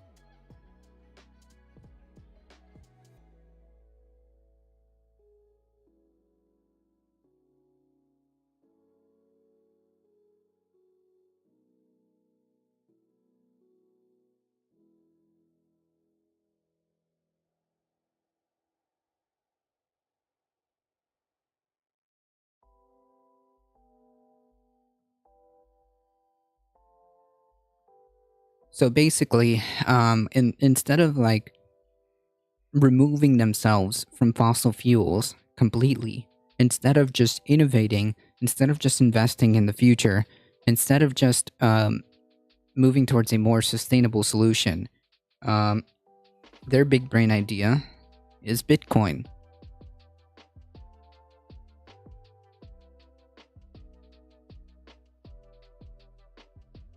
This does not further our movement away, our moving away from fossil fuels at all.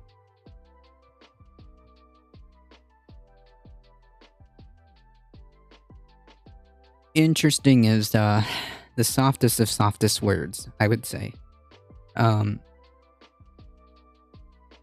But yeah, this is not moving away. This is just redirecting.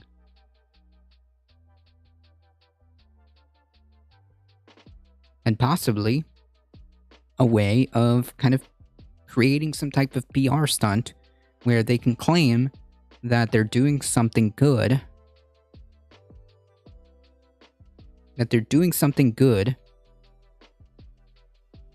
When in reality, doing absolutely nothing about the actual underlying problem, which is the fossil fuels in the first place.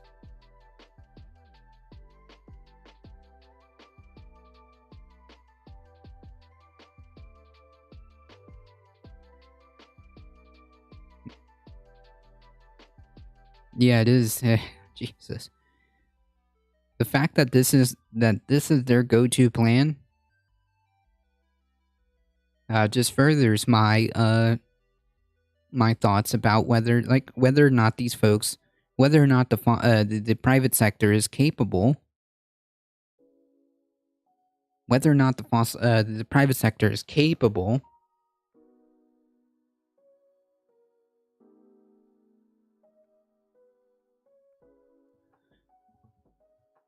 of addressing this problem. Tina, how's it going? Cat Jam, I got you. Hold on. Tina resubscribing for 7 months. Thank you so much. I appreciate that. Cat Jam, I got you. There we go.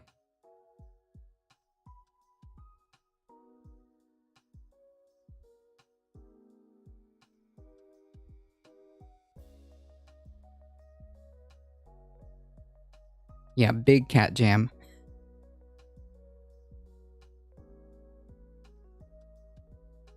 There we go. They actually use an incredible amount of energy. There was a town in northern New York that was actually banned Bitcoin mining because it was raising electric prices. Yeah.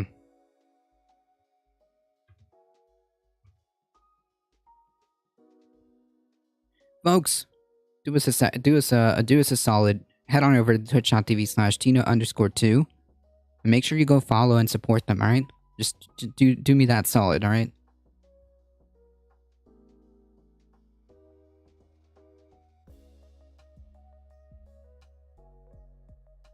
First town in the US to ban it. Mining Bitcoin has massive carbon footprints and warming the planet. I think that, like, how they get the energy is really the question, right? How they get the energy and the production of the machines that mine Bitcoin, that's the real problem. And if you have fossil fuel companies diverting excess fossil fuels to power these things, it just almost seems like a incentive, which is the opposite of what we should be doing.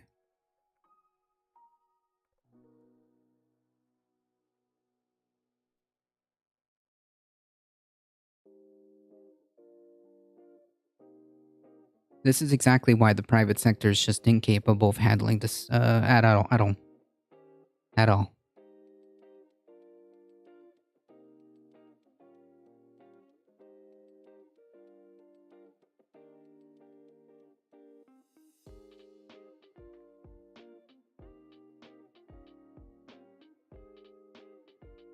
Right, that's what that was my point. The actual, like, production and the way they get their energy is basically the factors here.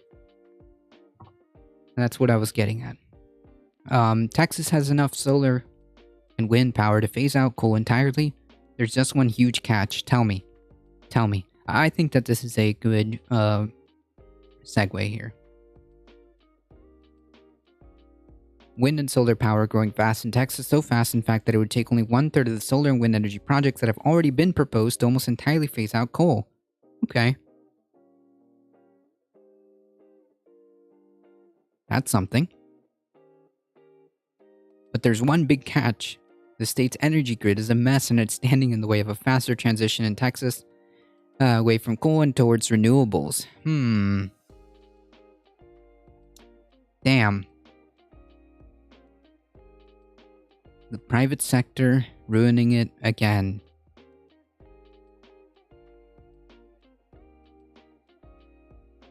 The private sector ruining it again.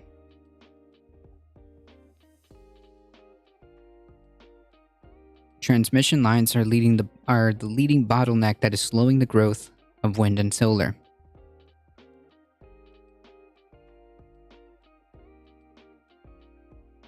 As the top U.S. producer of crude and natural gas, Texas is easily one of the most energy-rich states in the country, but it has a whole lot more than just fossil fuels going for it. It leads the nation in wind power generation, which accounts for 20% of Texas's energy usage, while the state's solar industry is also growing fast. While the potential for renewables in the state is massive, Texas is also the country's largest coal consumer. Coal is considered to be the dirtiest of fossil fuels, and its phase-out is key to achieving Biden's ambitious climate goals. As the nation's largest coal consumer and biggest electricity consumer in general, how coal is phased out and replaced with clean energy in Texas would be crucial to meeting any nationwide climate agenda and to lead other states in the inevitable energy transition.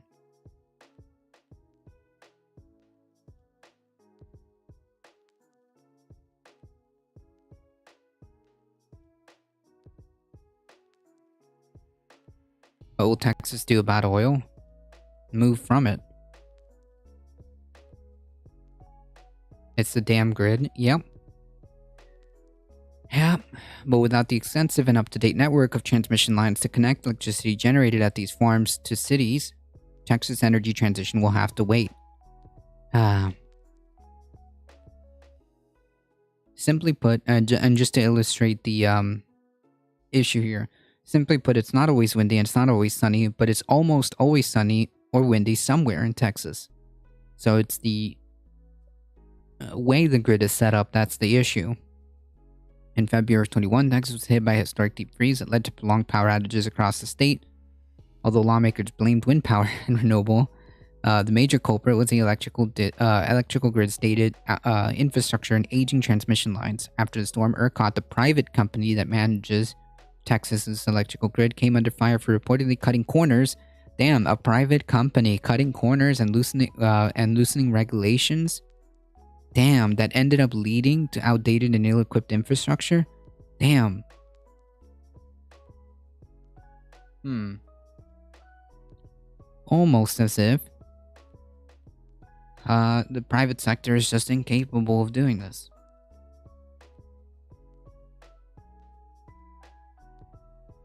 Nationwide, aging electrical transmission infrastructure could soon be updated. In Biden's recent approved infrastructure plan, the president laid out financing plans worth over $15 billion to construct thousands of miles of new lines and upgraded existing ones.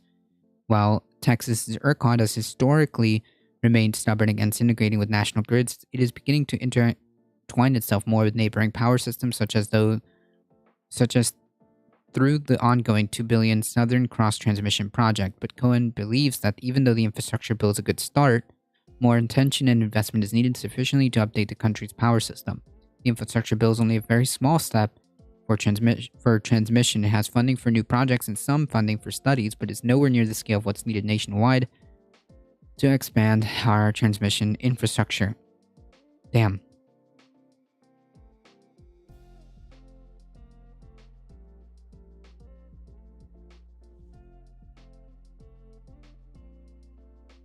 Super frustrating.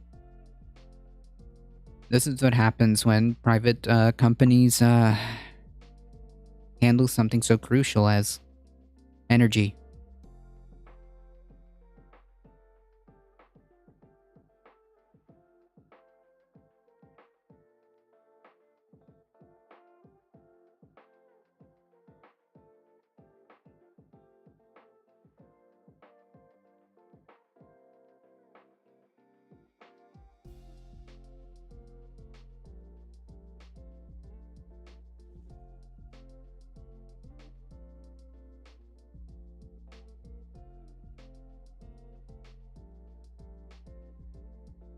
There's not nearly enough emphasis on energy storage. I think that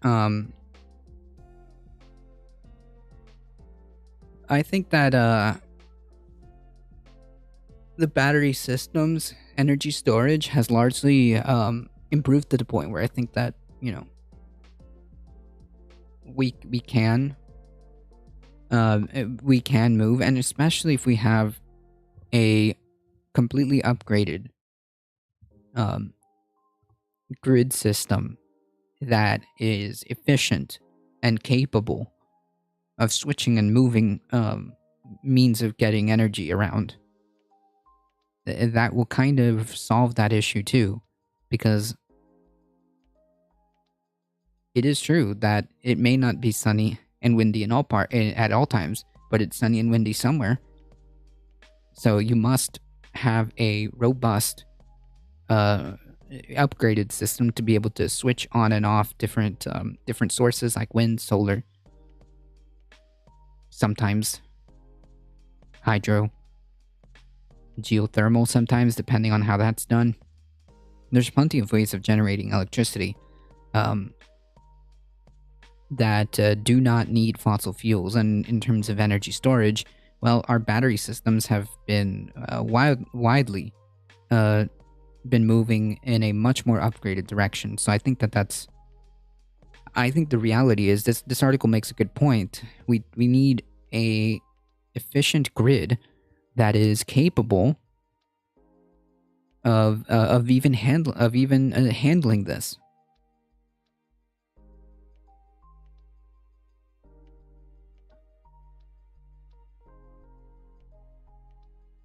My big question, thinking Sabercat, truly addressing the real issues in this world of whether or not some celebrity drama,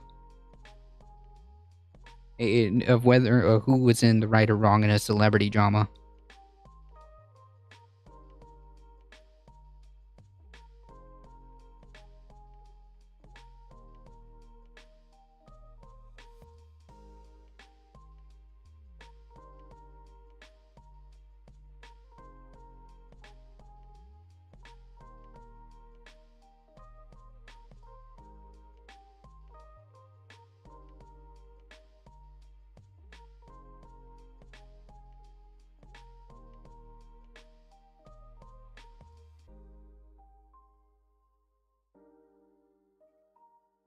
Oh no, I'm stuck in an ad, folks. Okay, there we go.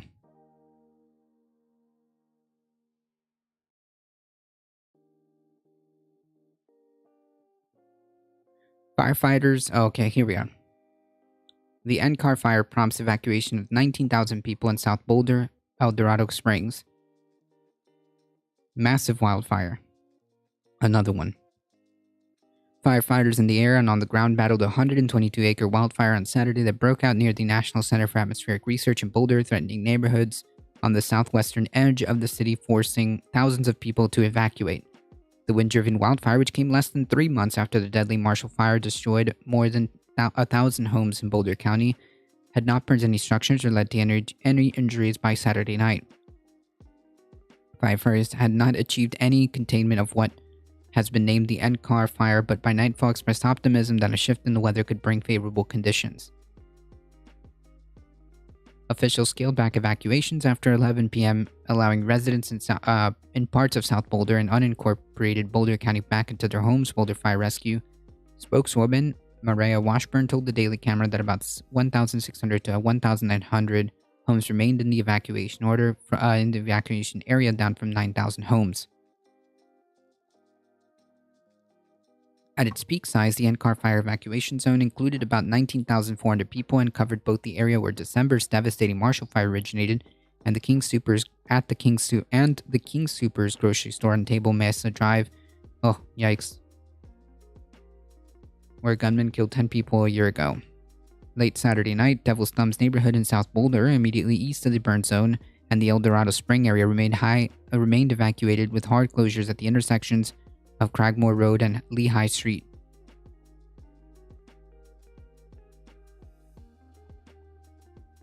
Look at that, folks.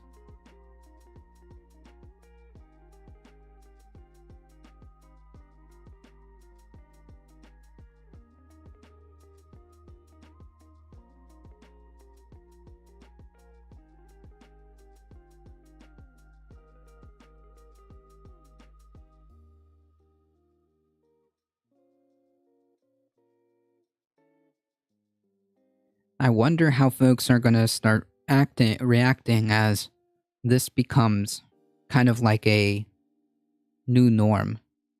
Kind of like an all-season thing. Because, well,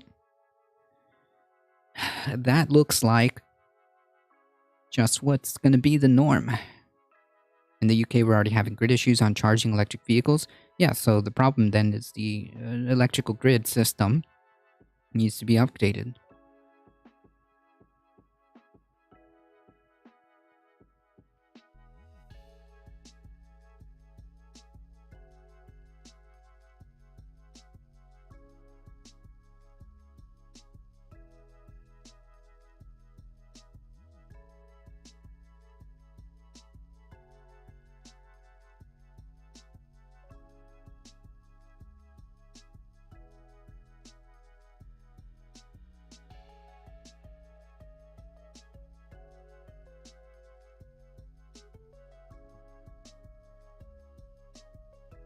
Folks, we do have to take a second to talk about this month's sponsor. Yes, it is shill time. It would be just a brief moment, alright? Just a second, folks. Bear with me, I should say. Folks, this month's sponsor is, and this is true, HelloFresh. Yes, that's right. I appreciate HelloFresh and Stream Elements for bringing this to us. It does support the stream, so I appreciate it. If you guys haven't seen already, the chat message, if you use code POGSE2534, you get up to 16 free meals plus 3 surprise gifts across your 6 HelloFresh boxes, plus free shipping on your first box. I've used HelloFresh before, even during the pandemic. It was very easy. I promise, it's very, very easy. And I had a pretty positive experience. And of course, after you guys are done with the subscription, keep the recipes, folks. Keep the recipes. That's what we did. In fact, next time I'll show you the stack of recipes that we have that we could basically we could basically turn it into a little cookbook. That's basically what we did. We signed up for HelloFresh. We used it for almost, I think, it was definitely a while. I would say more than a year. At the very least, more than a year for sure. And we still have those recipes. We still have those recipes. And of course, you get to support this channel. And you don't have to give a single buck to Amazon as well. So it's a what we would call a win-win. All right? A win-win-win. HelloFresh is great. Y'all should sign up. Yeah, I agree. I think that HelloFresh has been pretty positive. No complaints here. So I gladly took that. Opportunity from Stream Elements and HelloFresh. So I appreciate that. And if you guys again want to support the channel, consider clicking the link. Consider using code POG SE2534 exclamation HelloFresh for those of you that are on the YouTubes. Just hit the link in the description. Click the link. POG SE2534. Cooking whole fresh food is always the best. Yes, and veggie options available too. Memo for the records. I have complaints. I applied to work there and they didn't pursue me. Dang. I gotta bring it up. There's a story about John Oliver covering the woeful state of the American power grid. It's not good. No, it's not good. Not good at all. Not good. Not good. Anyways, that has been my shill session for the stream. I appreciate you guys. Thank you for all the support. Thank you for all the subscriptions. I see you, and I appreciate you. Thank you, Alio. Thank you, Tina_2. Appreciate that. Memo for the record. I hope you're well. I hope you're well as well. Exclamation point. HelloFresh, alright? It does help us out. I appreciate that. If you're going to do sponsor ads, you should watch Internet Historian as they do NordVPN, which is better than TV. Oh man, NordVPN.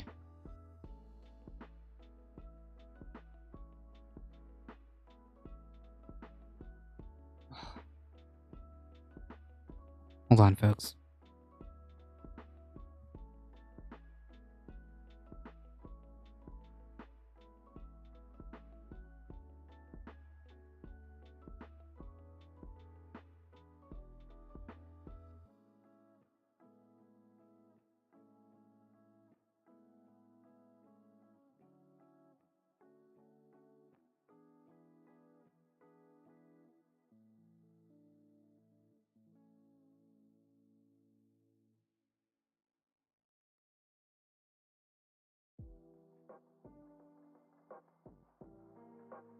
Gotta make sure my system is working over here. Hold on, folks.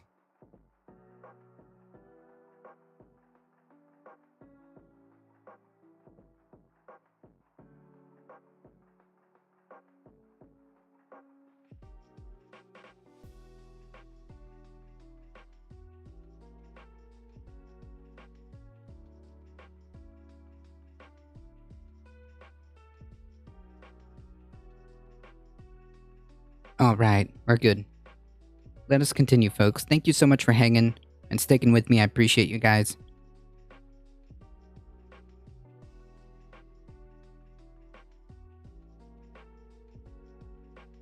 Dangerous chemicals found in fast food wrappers at major chains. Oh boy. Alarming levels of dangerous chemicals known as PFAS were discovered in food packaging at a number of well-known fast food and fast casual. I didn't even know that was a thing. What terminology is this? Fast casual? Is that like an in-between? Restaurants and grocery store chains. A new report found the highest levels of indicator of PFAS were found in food packaging from Nathan's Famous, Cava, Arby's, Burger King, Chick-fil-A, Stop and Shop, and Sweet Green. Yikes. According to an investigation released on Thursday by Consumer Report, often called forever chemicals because they do not break down in the environment, or at least, from what I understand, they take, like,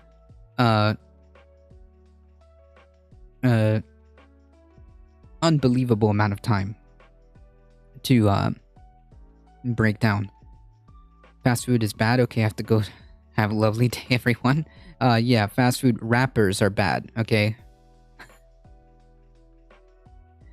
Thank you so much, Heat. I appreciate that. Snap, really? PFAS are really bad, usually from Teflon pans and whatnot. Yep.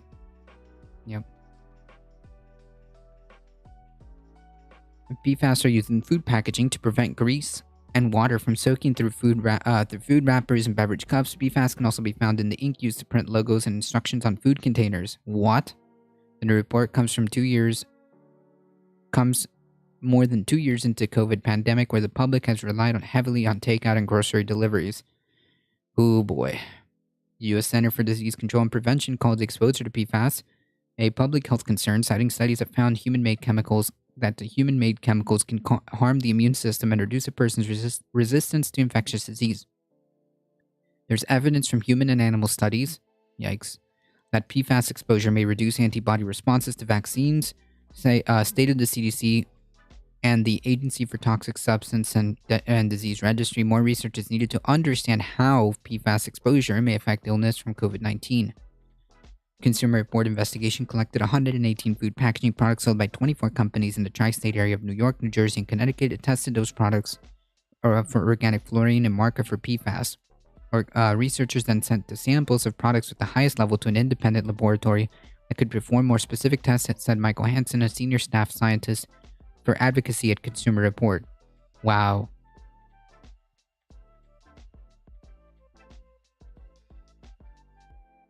I'm all for destroying my own body for the instant gratification of hyper-palatable fast food, just not for the bodies of others on Earth or the Earth.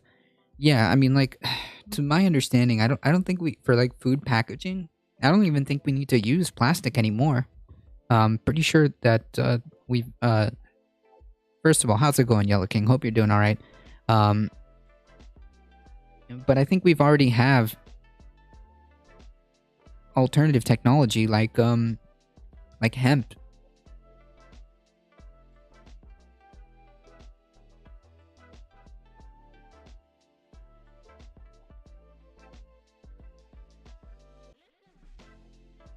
I may need to check that one out on my own, thinking Sabercat.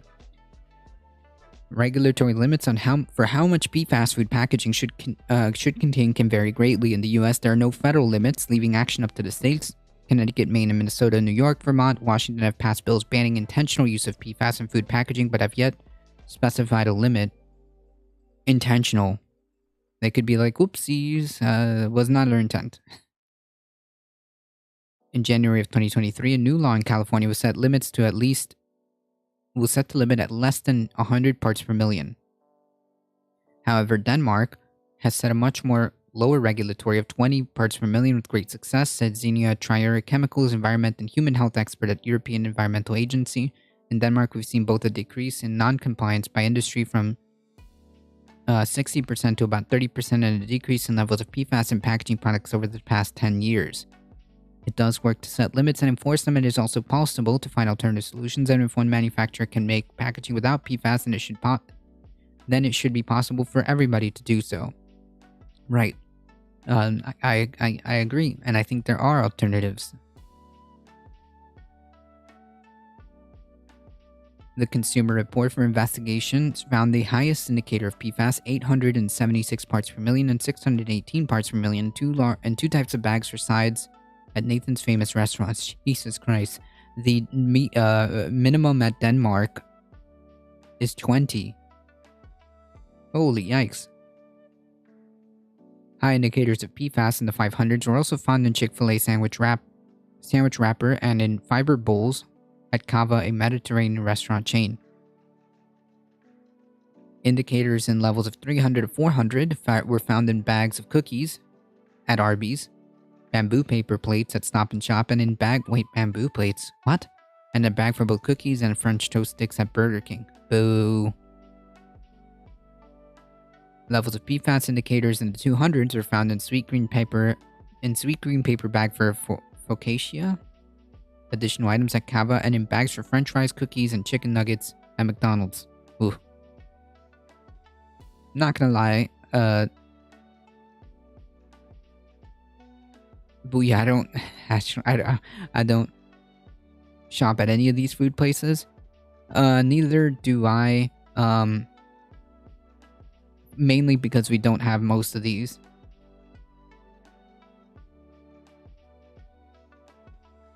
However, all of the companies listed had additional food packaging that tested levels below 200 parts per million. Four companies: Arby's, Nathan's Famous, McDonald's, and Stop and Shop also sold food in packaging that had no detectable levels of PFAS. The Consumer Report investigation did not test packaging from every food product sold at each company. I would not urge consumers to take these brand names and only go to this one or that one, as this investigation only looked at over 100 products, which, I can only assume that means that it's probably everywhere. And if that is the case, and which it wouldn't surprise me, then regulation should be introduced at the federal level. I don't understand. It's not a hard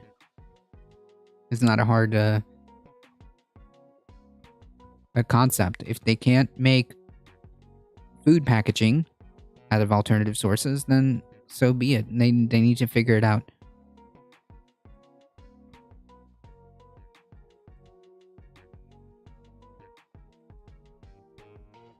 That's okay for the record. But have you heard of HelloFresh? True. I've played to be a data scientist for them and didn't even talk to me before rejecting me. Boo. However, this will hold the industry's toes to the fire, so in that sense, I think it's a valuable report. Yeah, I think so. I think knowing especially is good. Measuring and saying PFAS is there and it's dangerous to get people's attention, and companies tend to avoid attention like that. Yes. But I would say it often makes... If they can get away with it by doing... If it's cheaper for them to create a marketing PR stunt, they will just do that and never end up fixing any of it. PFAS chemicals are in many products: nonstick cookware, infection-resistant surgical gowns and drapes, and cell phones, semiconductors, commercial aircraft, and low-emission vehicles. The chemicals are also used to make carpeting, clothing, furniture resistant to stains, water, and grease damage. Jesus. Since its use in use since 1950s, PFAS are chemicals most Americans have in their blood, especially PFOS. I'm not going to try to pretend I know how to pronounce that, or PFOA, according to the Agency of Toxic Substances and Disease Registry, which is charged with protecting the public from hazardous substances. This sounds like a hazardous substance. In Consumer Report investigation, the most common chemical found in food packaging that was tested for PFOA was PFOS, coming in 5th.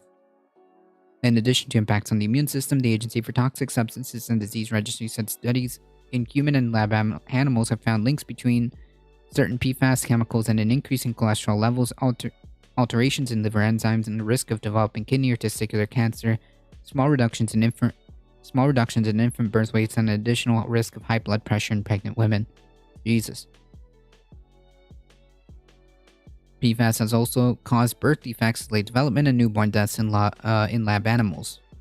That's horrifying.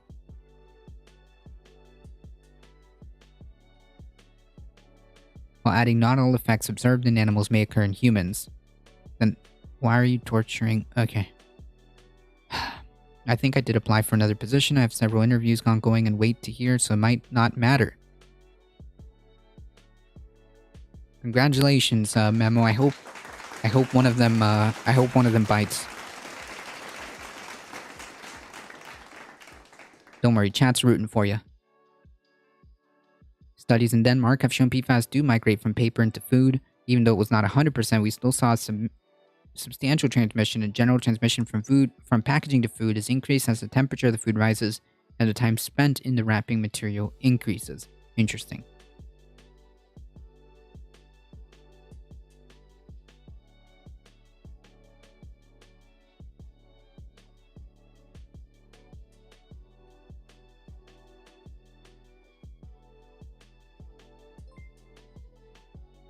Yella King gifting a tier 1 sub to Memo. The 22nd gifted subby. I appreciate that. Thank you so much. Yeah, how about nobody gets to use these chemicals? True. True. That is a very good point.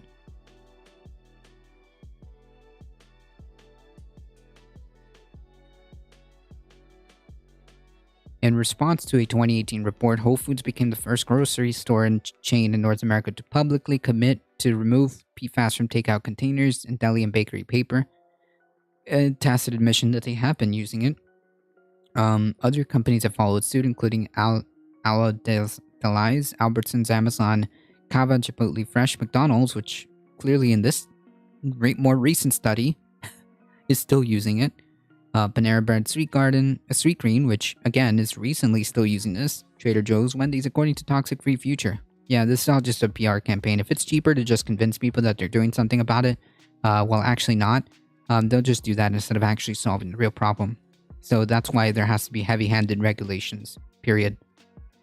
In the new investigation, Consumer Report tested 13 food packaging products from retailers that had previously committed to phasing out PFAS. 7 of the 13 had levels PFAS above 20 parts per million.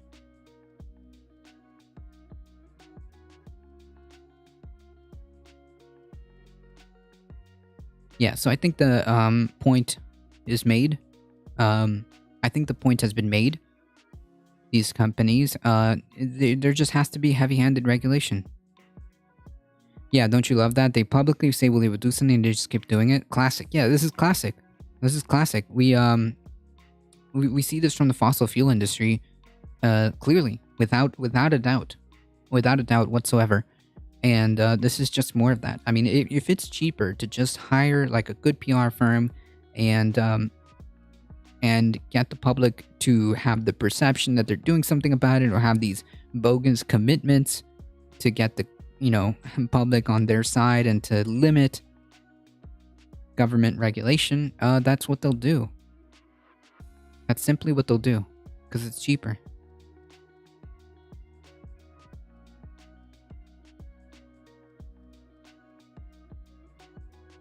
Alright folks, I don't know how much time we'll have to cover this, but we'll try to get this one done. Ice shelf collapsed in previously stable East Antarctica. A massive ice shelf has collapsed the size of New York City.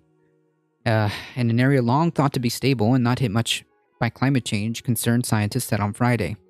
The collapse captured by satellite images marked the first time in human history that the frigid region had an ice shelf collapse. It happened at the beginning of a freakishly warm spell last week when temperatures soared more than 70 degrees warmer than normal. Remember we talked about it? And yeah, not good. Not good, folks. In some spots of East Antarctica, satellite photos show the area had been shrinking rapidly over the last couple of years, and now scientists wonder if they had been overestimating East Antarctica's stability and resistance to global warming that has been melting ice rapidly on the smaller western side and vulnerable peninsula. Yeah. Are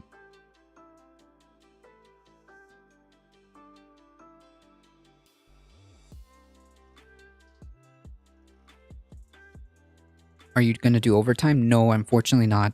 It's not even always about the money they have. There have been times where companies spend more money on PR than it would take to solve the problem, but they don't want to set a precedent that they would ever budge for our well-being. True. That's a good point. It's been known. It's been seen before. That's a good point. So TLDR, remember how we said that it's just how scientists initially were kind of sussed, but not really completely attached to the idea that this might be related to climate change? Well, because we had a unusual, bizarre instance where it was 70 degrees hotter in the freaking Arctic than normal. It caused a massive ice shelf the size of New York City, which comes into question the stability of that ice, and therefore overestimating the effects of climate change. That's the TLDR. That's the TLDR, folks. Unfortunately, it is roughly about that time. I do have to get going. We still have one more article to go through tomorrow, and we still have to finish our journey through the IPCC report. So we've got so much stuff to do tomorrow. I appreciate you guys being here. Thank you so much for the support. Thank you for all the gifted subbies. Please make sure you follow twitch.tv/AlioShare, twitch.tv/Tina_2. Go show them some love. I appreciate you guys. Thank you for the subscriptions. Thank you, Yellow King, for the gifted sub. Thank you guys for hanging out here. Thank you, Heat. I appreciate it, as always. And also, please, exclamation mark, HelloFresh. Join the Discord, exclamation YT. Join the Discord. Join the YouTubes and the Discord. Check it out. It does help us out. As always, please stay safe. Please take care of each other. Love you all, and I hope to see you guys in the next one. See ya!